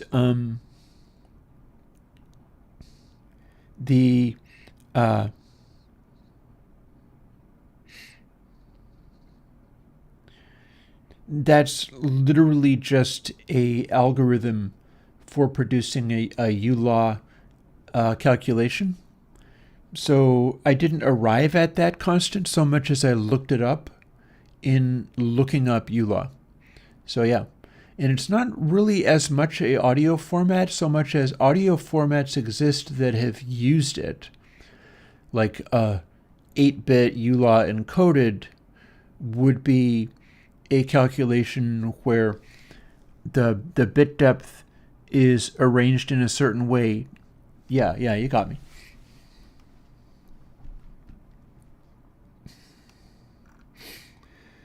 So basically what I'm talking about here is I have this gain control, and we're going to set it up like this for now. I don't have to make it be ×2. That's just the ability of driving it super hard. Maybe that's too much. And now I need to move these. And I was talking about being able to have a gain going into the saturation and then a gain coming out of the doubly decode, which would act as basically an output volume.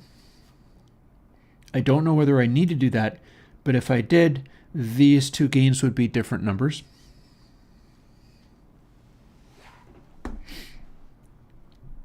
For now, that's fine.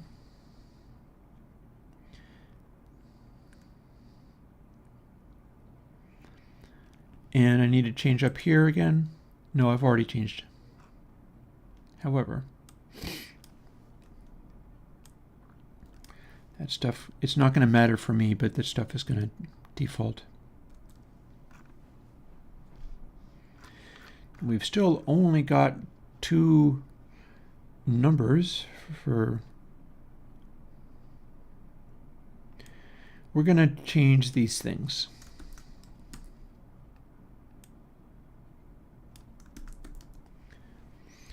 Enc means encode. Dec means decode. That's how this stuff basically works. We're going to do that.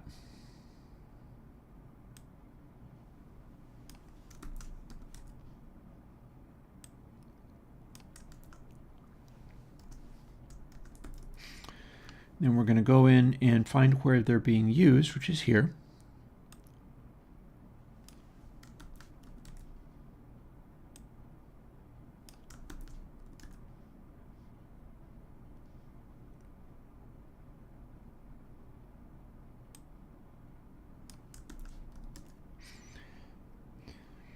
So that gives us this, and then decode. Oh, we'll get there.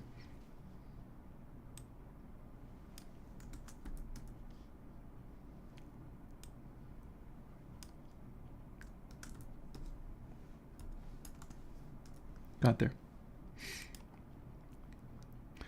So this should build, but it won't because we're doing this wrong. So we know how I'm doing the encode and decode, and we're doing a filter, and the IR thing is a filter. I now need 2 names for the filter. I can't simply use enc and dec because we're already using that for variables.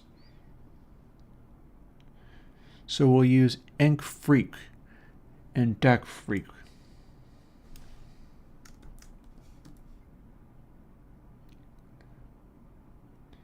And we're going to undo that just for long enough to do some of this easier.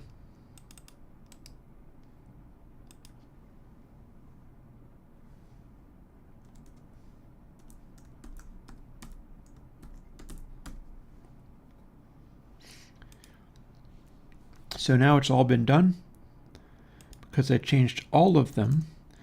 And now we do this again, but we're going to change this bit. Dec freq. Having done that, that will actually now, it's now not doing anything, but all I got to do is change these bits and then it'll work just fine.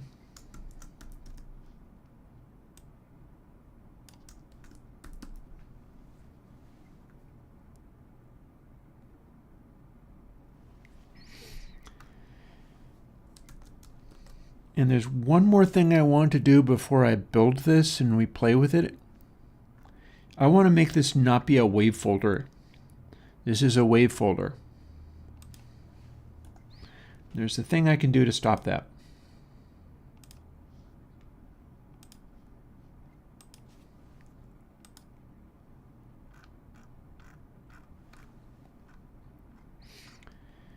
I'm pretty confident density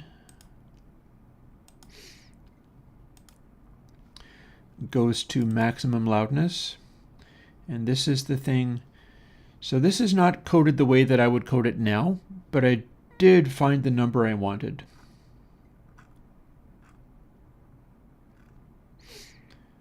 This is the number I wanted. That's exactly half of pi, because we're using a sine wave thing.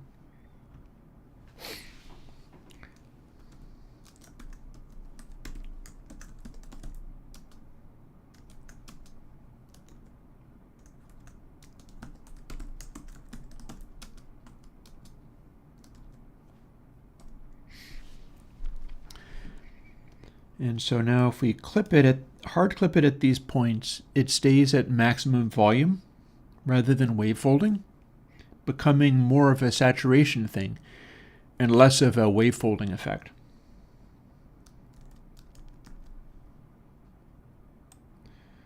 We do it for both polarities.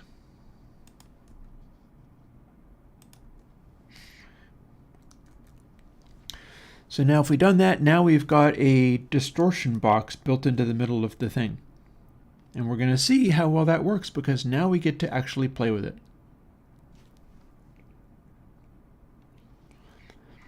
These amount numbers are going to have to be tuned to, when they are at 0.5, be exactly the right number I want.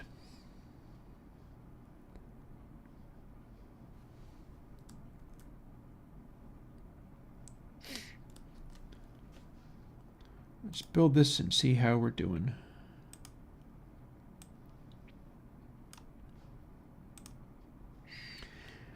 I might need to do a brief pit stop.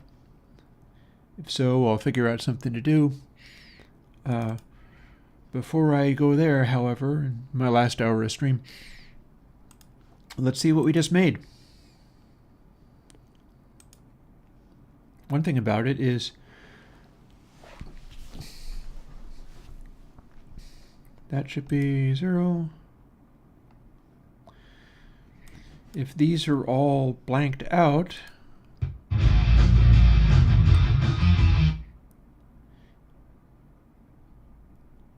oh, interesting. I set drive to 0 and we got not a number. Oh, I know why that is. I divided by it. Let's go and fix that right now.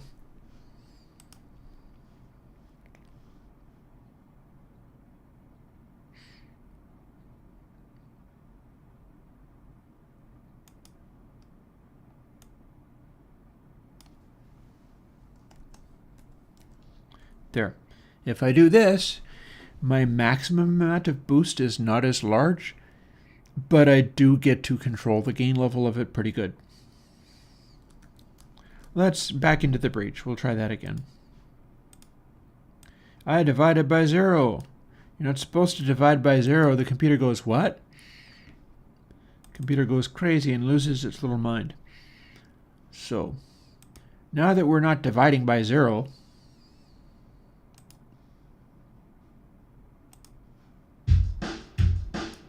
if we do this, nothing bad happens.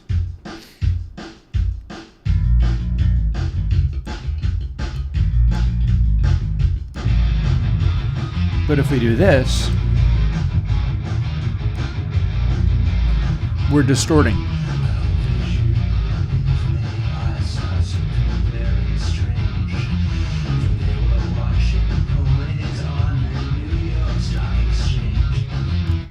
And that's as much as we're distorting currently, but all of this can still be adjusted. This just happens to be doing a full clip, so it clips to there, basically.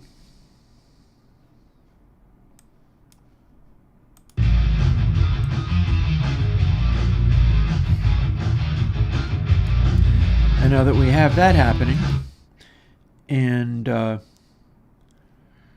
we can bring in our doubly, outly, freak, all of that kind of stuff.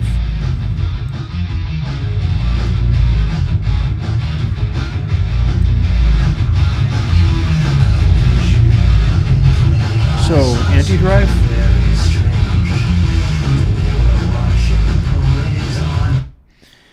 And then we can turn drive up and distort at a lower amount because we're scaling the place where we distort sort of up and down. At maximum drive, we're clipping well into the, this could also be implemented as a sort of threshold control too. And then as we include freak, it will go to treble instead of only the full range, like this.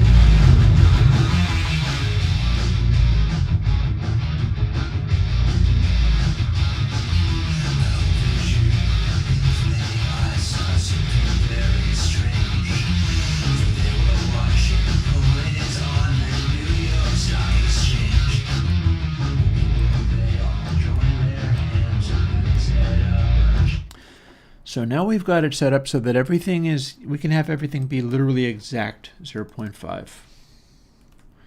The end goal here is to make it so that if you set all of those controls to exactly the middle, it behaves normally and doesn't sound striking or unusual in any way.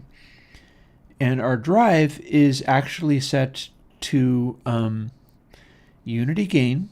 0.5 plus 0.5 equals unity gain. So we're not changing the volume levels, but what we are doing is using doubly to add high frequencies and then sort of recalculate after we have hit the distortion stage, and then do the same calculation and take away the high frequencies again. So it's supposed to balance.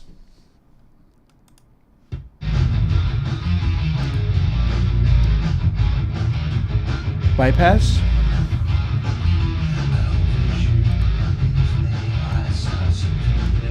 Effect.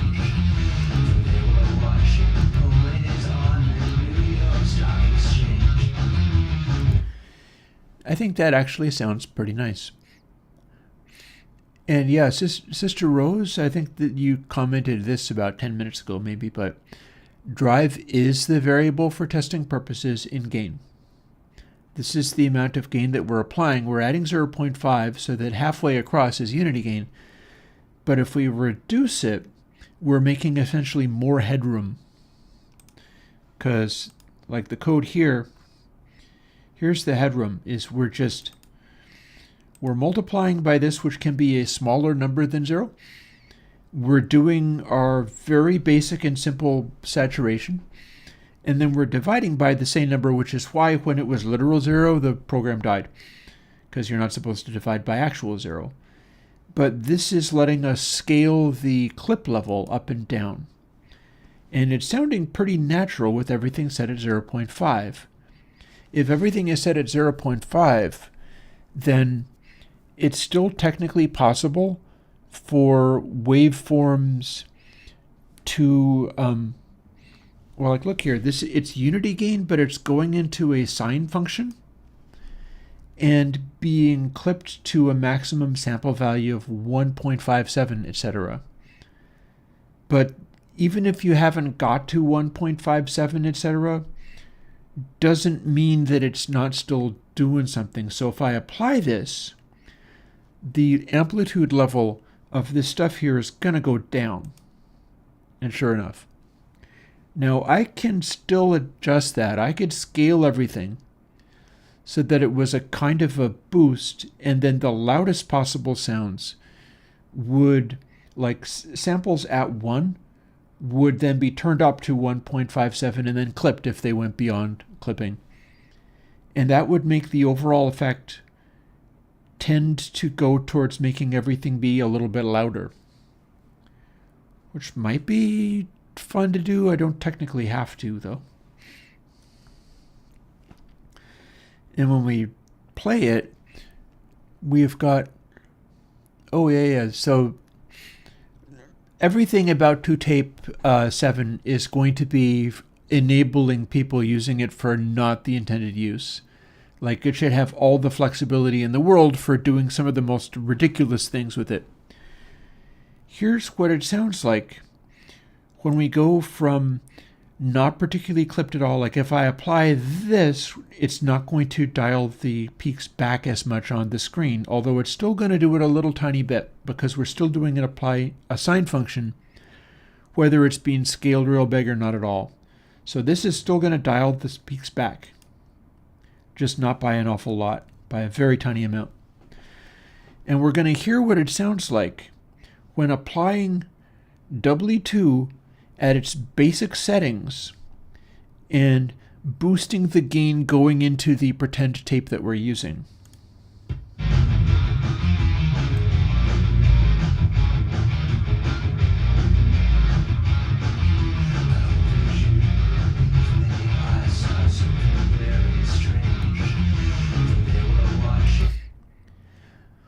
That's interesting. I almost don't hear it happening. You know, back in the day, there was a guy named Tim Gillies who I learned a bunch of cool things from over the internet on like guitar miking and heavy guitar metal type stuff. He said that going hot into tape, and almost certainly this does include like using Dolby, recording loud into tape was the cleanest and best compression / limiting you could possibly ever have, full stop. That it was that good at conditioning your sound, so that he always liked to go into tape at all costs, no matter what. And what we hear here, I wonder whether I can exaggerate this somewhat. Let's quit out of here for a moment. And let's fool with this control a little bit more.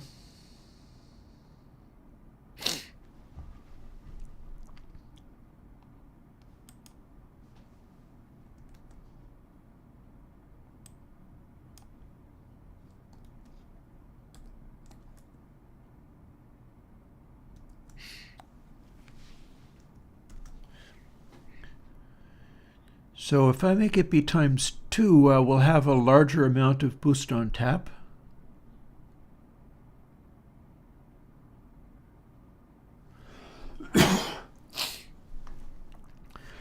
If I add 1, that guarantees it won't divide by 0. That will also make it so that I can no longer scale it down.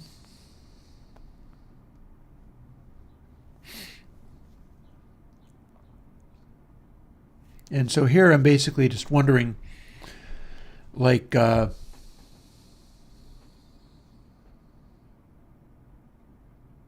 so let's play with driven tape sounds for a moment. Doing this, I will have a maximum of times 3.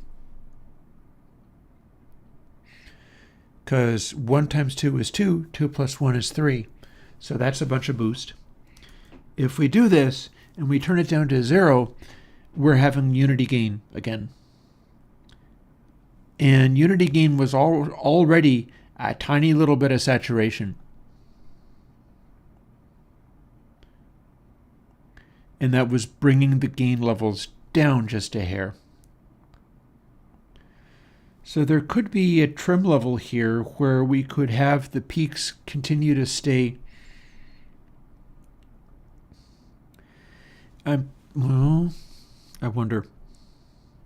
Let's play with this a little bit just as it is before getting too tied up in that. It's 11:19 and I did say I was going to be finished at noon. That doesn't mean I'm going to go and make tacos at noon. I'm likely to go out to a restaurant with my sister and her family today rather than making tacos. But I'll be making tacos tomorrow because when I make my tacos, I go and buy a tomato and cut it in half and use half a tomato for one round of tacos and the other half for the second round of tacos.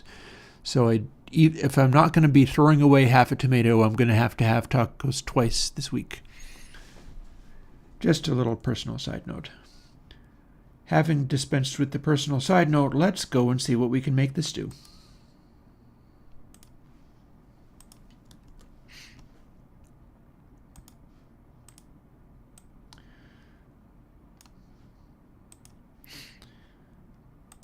Let's see what we've got here as far as the famous Slipperman's advice on being able to use tape, and this is not tape, but this is a Dolby-like effect.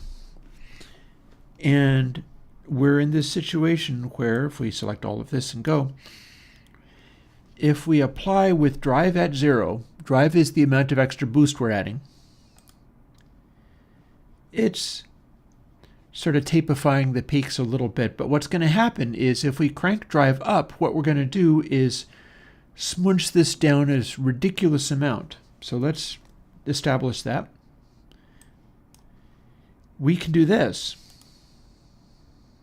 That's pretty distorted, huh? Let's hear what that sounds like, because that's going to be interesting. I'll tell you right now, that's going to be real interesting. Undo. Moment of truth, folks.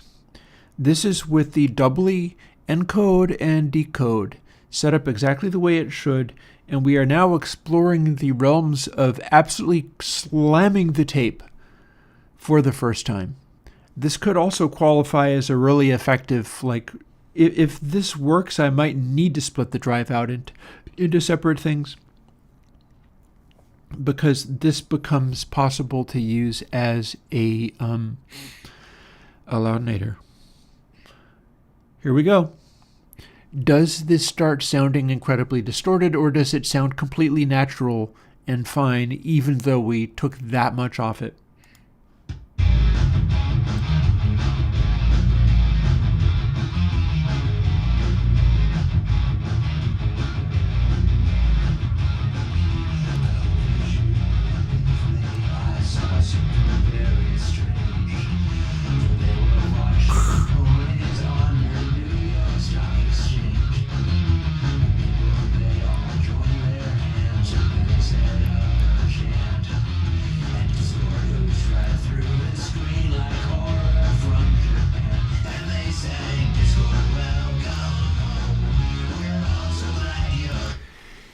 I'm a little speechless. I had no idea that was going to work that well. Holy crud, guys. You're not pointing at the speakers, were you hearing what I was hearing? Which is damn little difference.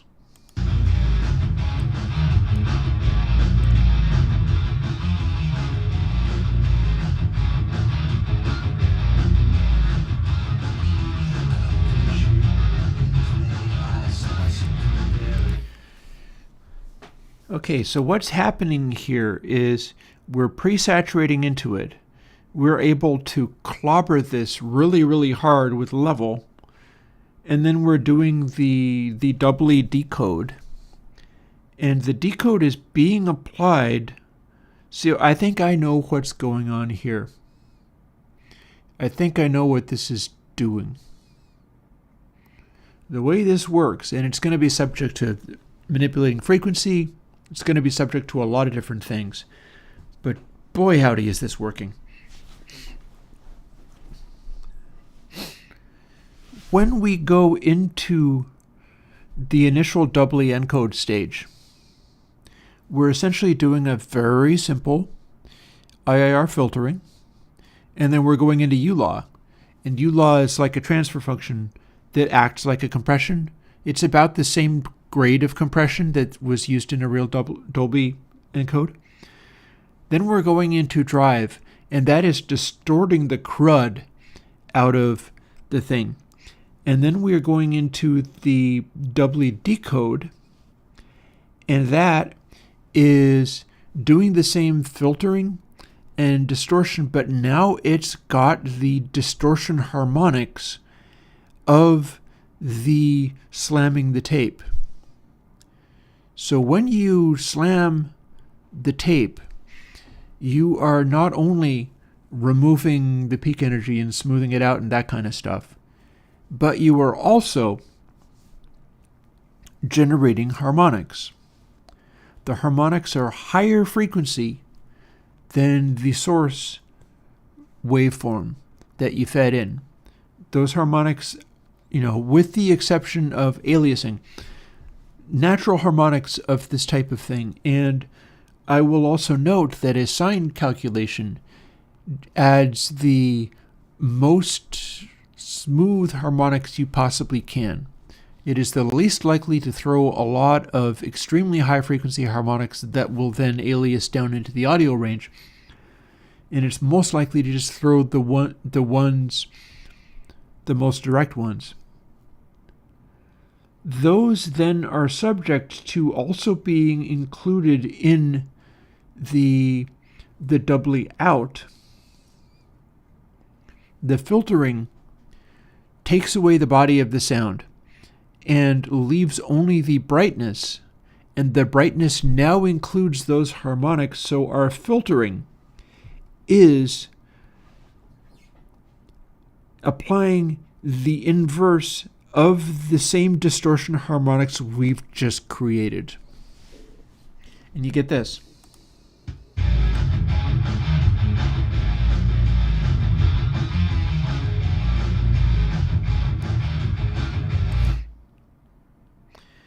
And then if you apply that, and then normalize it, this is how loud that really was.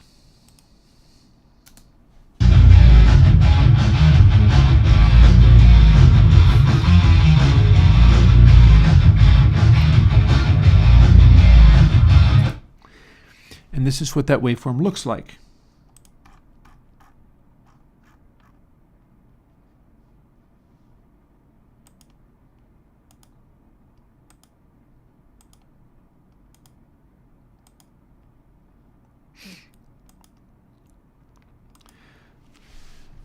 We're essentially doing a wild distortion canceling. One of the things that seems to be doing, even when pushed this hard, we're tending to take the highs back out again, and that's bringing the flat topping now has content in it. The highs are all boosted extremely much.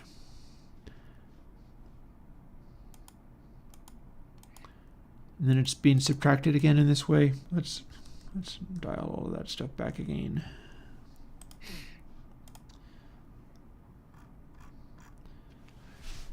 So this is a heck of a, this is a real find. Okay, so guys, the next question is, and I feel that this is a pretty relevant question, do we need to have distinct gain level controls for these stages?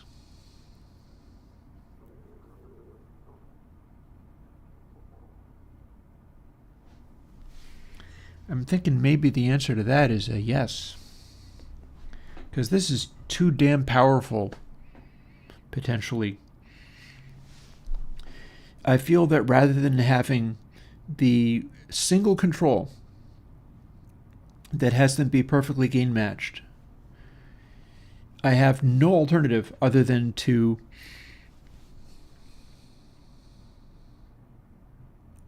have two separate controls for this. So let's quit that and then start making it happen. And we might be looking at a done deal here.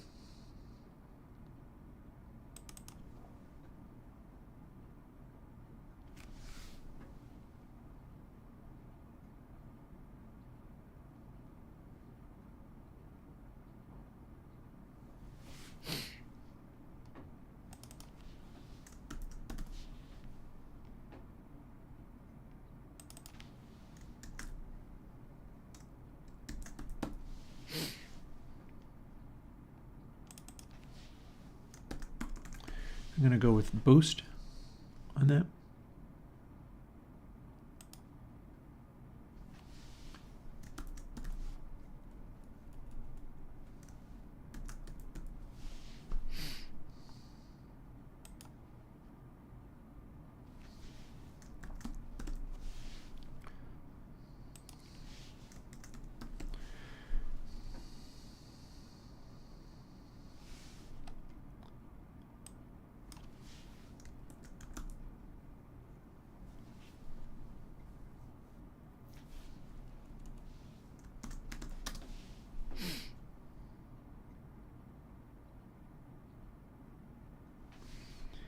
And then we'll move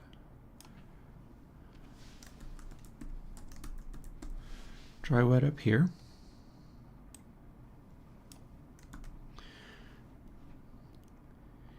We are closing in on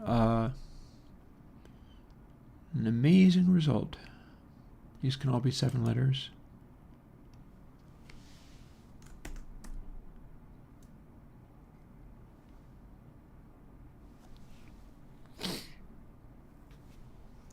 I know, I'll go back to a drive formulation.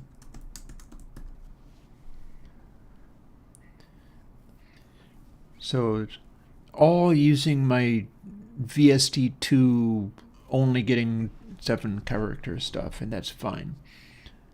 Anch amount, anch frequency, tape drive, deck amount, deck frequency, out pad. So tape drive and out pad will converge on being 0 rather than being 0.5, and dry wet will converge on being 1 for medium settings. So let's deal with that now.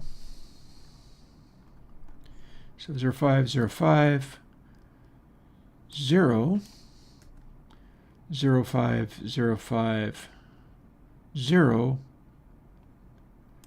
1. Not A1. What am I doing? I don't know why I did that. And then we're going to start immediately pruning this down to the number of controls we're going to get, which is 7. I think we have this whipped. We've got this totally figured out now. And if you like, you can have it next week. Depends, like, do you really want a compressor out of console X, or you want this? Like, maybe you want this. This is going to be a bit of a big deal. It does mean, however, that ToTape 7, sure going to have a lot of controls on there. That's probably just fine, though. In particular, tape drive and out pad are probably shared with what I would normally have on there, so I only have 4 additional controls that are really distinct to adding this. And I think that's going to work. I think I'm going to be able to make that work. Number parameter is 7. Let's go back and look at this. Oh, what am I doing? Don't want to grab that. I wanted to grab the window.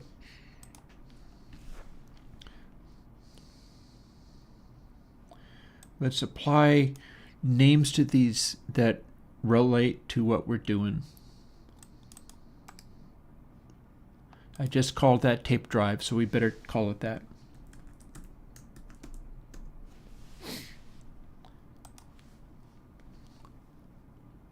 And then I need to copy this over because we need to have that again.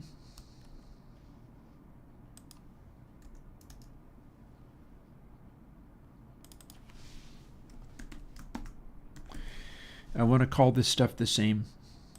And F and G is our dry wet control. So now I've got that busted into 2 controls, but it's going to still do exactly the same thing, except for that we need to divide by out pad. If you keep them set the same, it's going to act the same. And out pad divided by, if out pad is set to 0, we're not attenuating any further, meaning that our maximum level, well, you're going to need to pad a little bit coming out of it, unless you, well, we're going to find out. We're going to find out.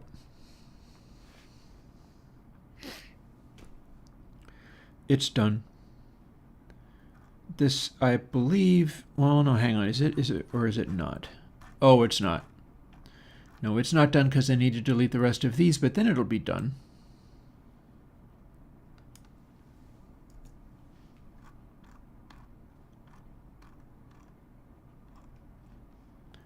G, H. We're deleting all the rest of these.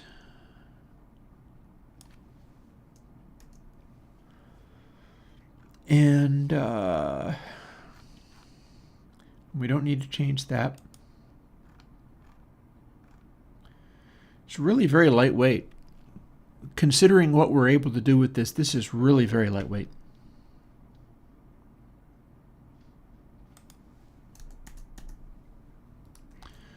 And this is looking lovely. Yeah, if we get this done today, and it's looking like we're able to get this done today, I can do the VST on my own time, and you can have it this coming week.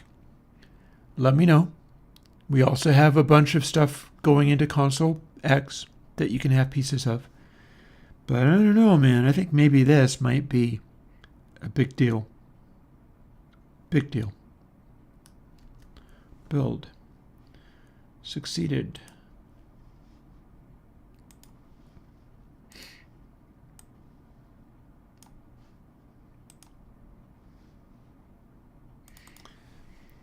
Back into the thing that we've been listening to this entire time. I'm going to try other examples too soon. Back into W2. Tape drive and outpad, add 0. Other stuff centered. Now what we're going to do is push tape drive and see how it acts, feels, and sounds as the gain just continues to go up, knowing that the decode is subtracting a thing.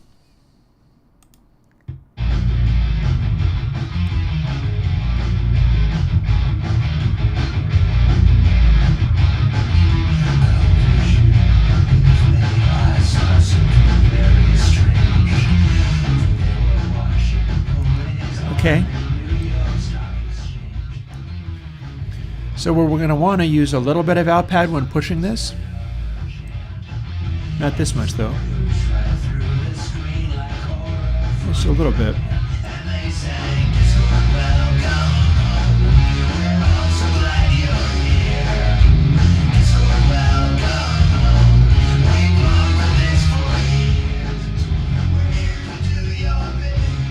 So, yeah.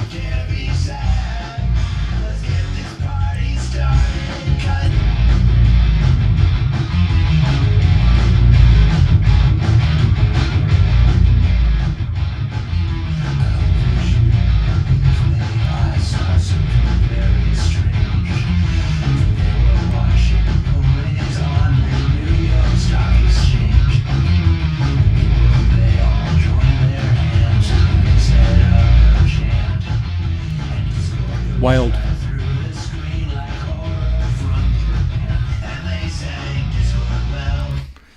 So the amount of outpad that you need to stop it literally clipping the output is insanely small.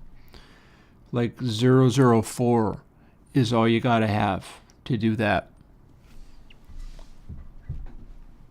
And the flexibility of the tape drive is ridiculous, redonkulous. And all of this is still available for playing with, for doing weird things with. Like it's a full range of adjustment on the frequency. The encode amount can be dialed right back to 0 or up to ridiculous amounts. You can use it to do that Dolby encode twice trick that people do. And you get to saturate it. And there's a single knob that will make people very happy by letting them go completely unruly bonkers with it. Let me dial in an appropriate setting for outpad. I can think of one thing that I could do that would make this very elegant indeed. If outpad can be this tiny and still have the tape drive go crazy, we can firstly test to see whether we're actually doing anything, and if it's multiplied by 1, I can bypass that. I often like to do that. But then if we have it not being a linear, like if tape drive is anything other than 0, then we're applying that multiplication, but that can also make outpad default to not 0. So let's play with that. Here we've got our loud music. And here's our tape drive.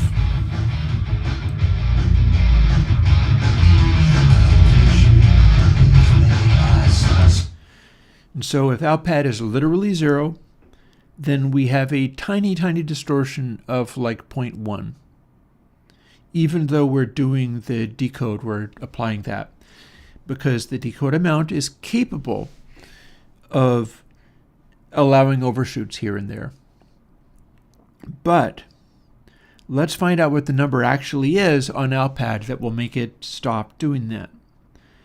And then the question is, how much of a space do I want? And probably a tiny, tiny amount.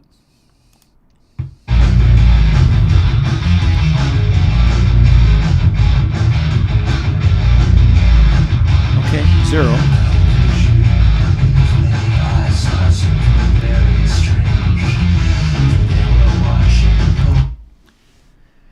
Minus 0.02. Oh, well, thank you so much, Sister Rose. You don't have to if you can't afford it or if it's trouble, but if I'm bringing something to you, I appreciate that greatly. So 0002. I'm going to copy that just because I can't necessarily trust myself to remember it. And we're going to do some of this.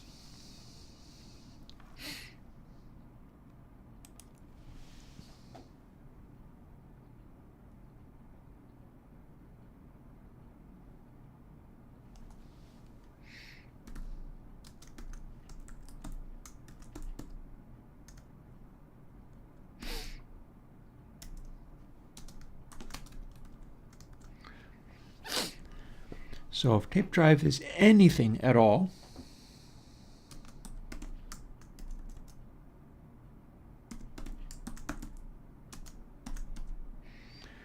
outpad starts at 1 and then 0.002. So that would actually make it be 0.004. And we can round that off to 0.005 if we really want.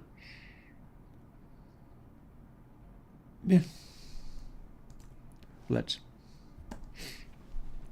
So what we've just done there is if tape drive is unity gain, outpad gets to be unity gain. I'm going to put the code in to check and see whether they're unity gain and not apply multiplies if I don't have to.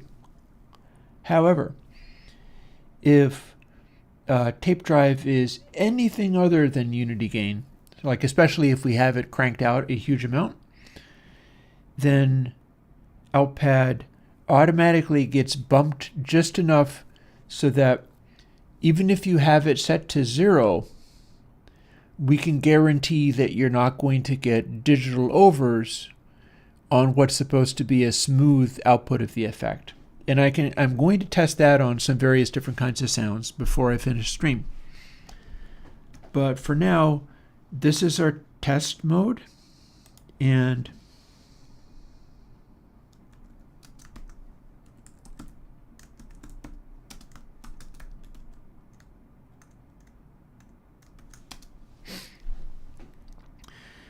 here's our other test mode.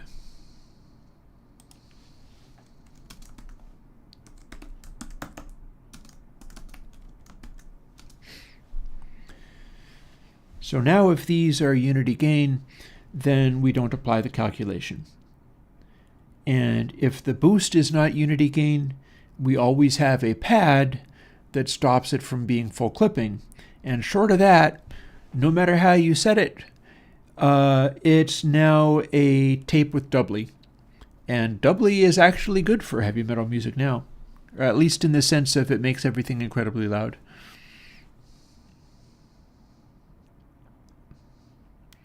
But warm and full sounding. So maybe that's actually not right for, maybe doubly isn't for heavy metal after all. We'll see. Because we're going to try a bunch of things and we're going to see whether we can get the output to distort with the default settings, knowing that all these settings can also now be manipulated in crazy ways. This should be very fun for people to play with. I feel like there's really a lot of possibilities in here.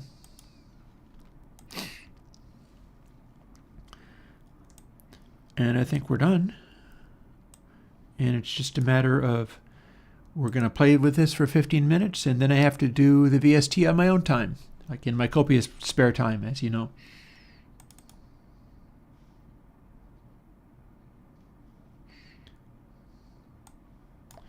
Intro.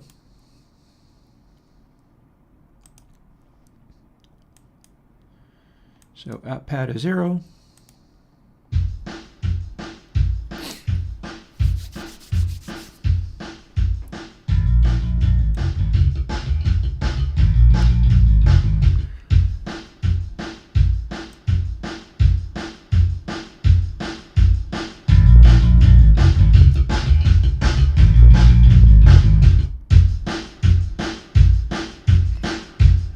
We got it.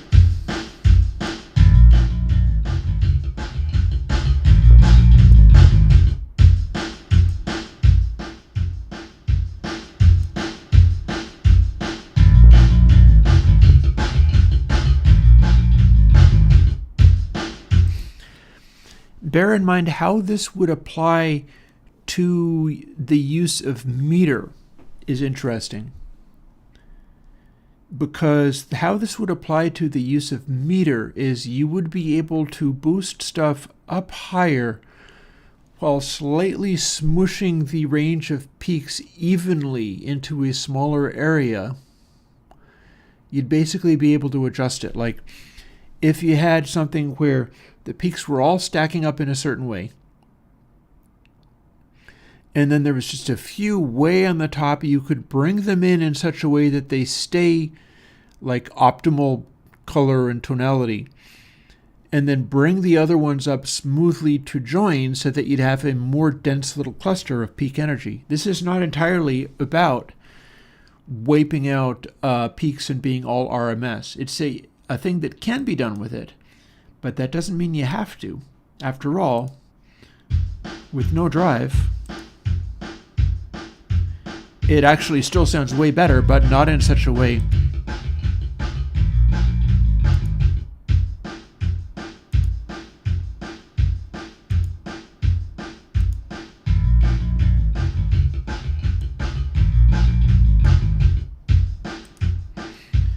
A bypass, and then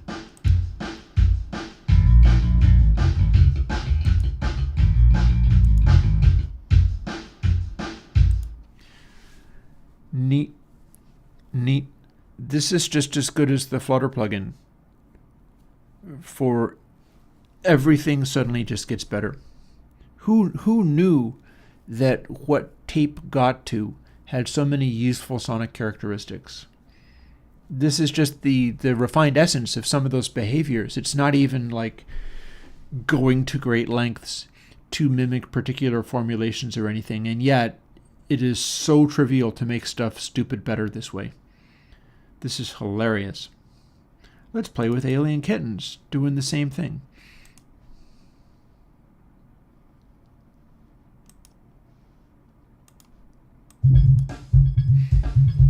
So this should reveal nastiness. We've got a bright hat. There it is.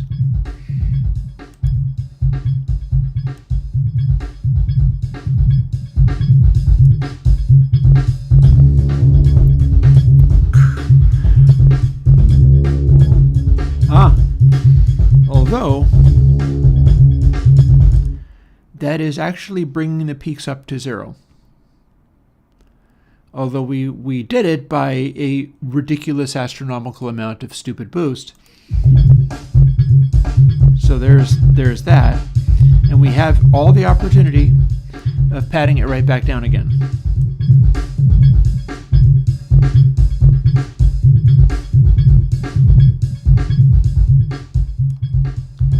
And again, start it out like this.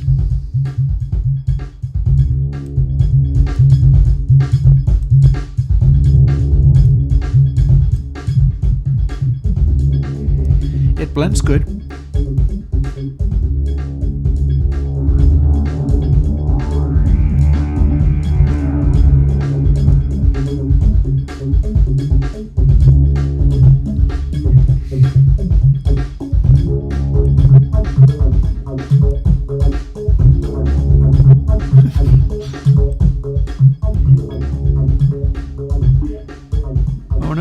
doing it. Sorry guys, I have to turn my speakers down lower than I've ever had to turn them down before to stop this from just wrecking the stream audio. Man.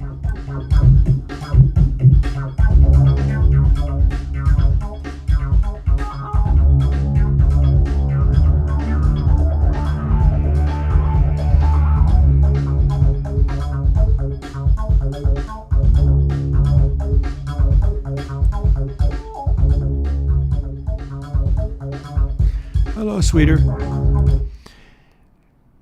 Today is a 3-hour stream, so I'm going to be finished in about 9 minutes.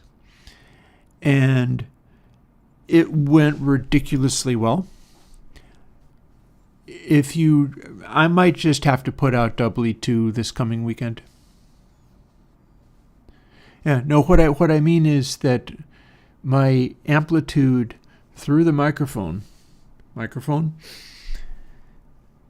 from my speakers using Alien Kittens, and I got my Lavry set to 12, and normally I have to turn it up to like 16 or something for certain kinds of audio. With this, as soon as I engage W2, I have to turn it down to like 8, or it's just wrecking the mic, and it doesn't even sound distorted while I'm doing that. It doesn't even sound that distorted when I have it boosted this much. It's crazy. This is completely nuts. What this is making possible is beyond belief. Like, here's bypass. We can normally have this be this loud. Even without boosting, I turn this on, and it's threatening to be too loud, even without boosting. But as soon as I turn it on and boost tape drive,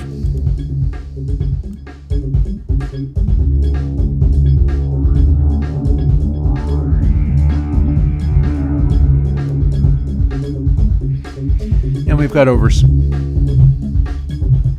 Turn it down. Still overs. Turn it down.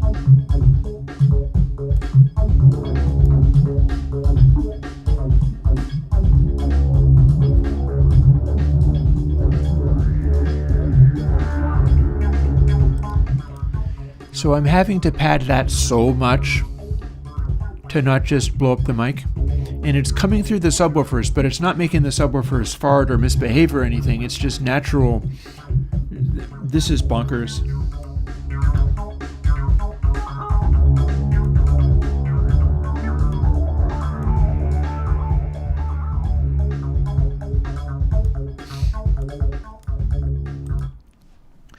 This is bonkers.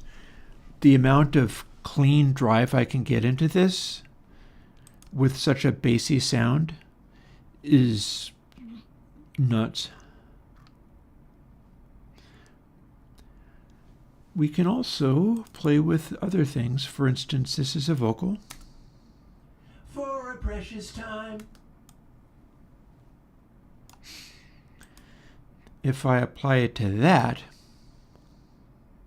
For a precious time, we love beyond reason. Reason. For a precious time, we love beyond reason. Reason. For a precious time. Very clean. We love beyond, but if we reason, only encode reason. For a precious time, we love beyond reason. Oh, no, that's reason, frequency, sorry.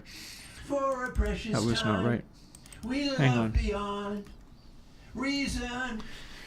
So, reason, Dolby Trick. For a precious time, we love beyond reason. Reason. For a precious time, we love beyond reason.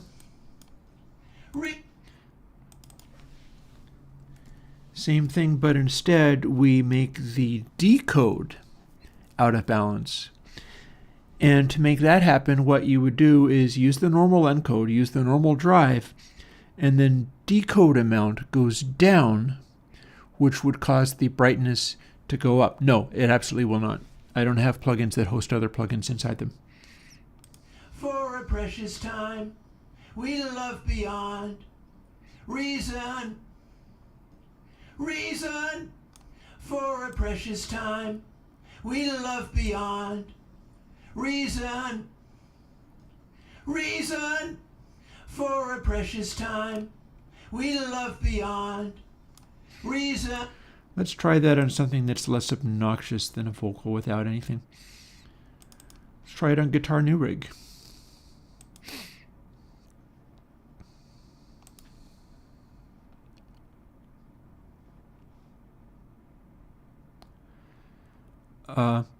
That is not something I'm going to do right out of the gate.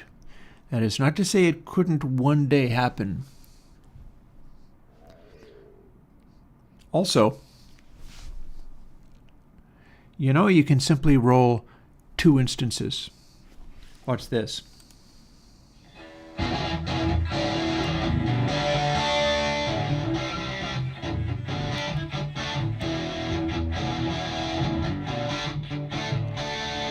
A little more sparkle.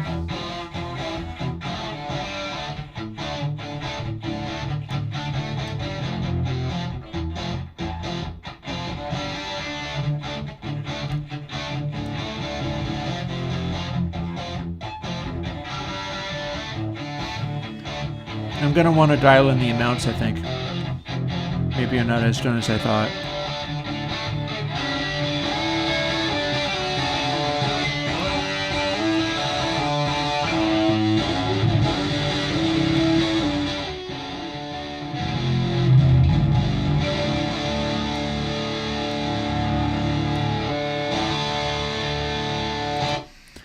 That's very good on guitars.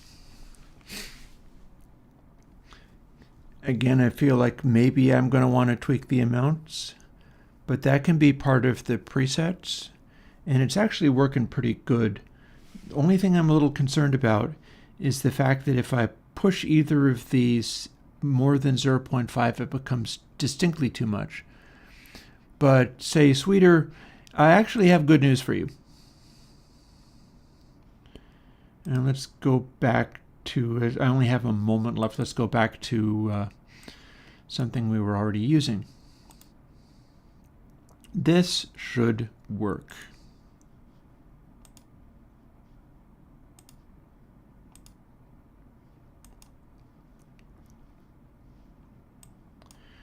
Here's what you do.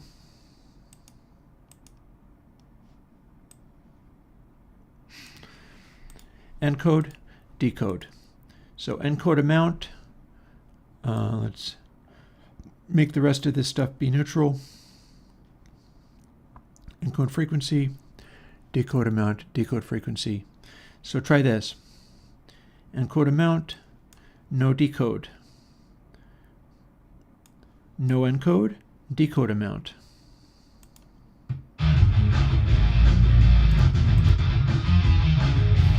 So here's only the encode.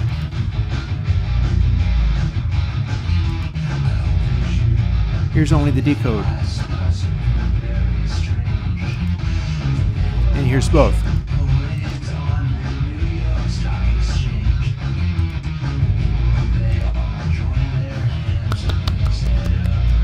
It worked, it worked. There you go. That's all you need. Yeah, you got it. You got it. I don't have to change a thing. I don't have to make 2 plugins. All you do is use 2 instances, because the amounts, they're distinct amounts. Doesn't even matter what the frequencies. Anything you can do with one of them, you can do with 2 of them. If the amount is at 0, it's not going to include any of the thing. So you can easily use 2 instances. You can have the tape drive and the out pad be at 0, meaning that that's bypassed as well, and it will work exactly like you want. And that's really cool. We got there. we got there. So that's very nice. I am quite pleased with that insight. Thank you for bringing it up, because that's great to know too. Yeah. I thought that you were going to ask me for 2 plugins, but it turns out we totally don't need to do any such thing.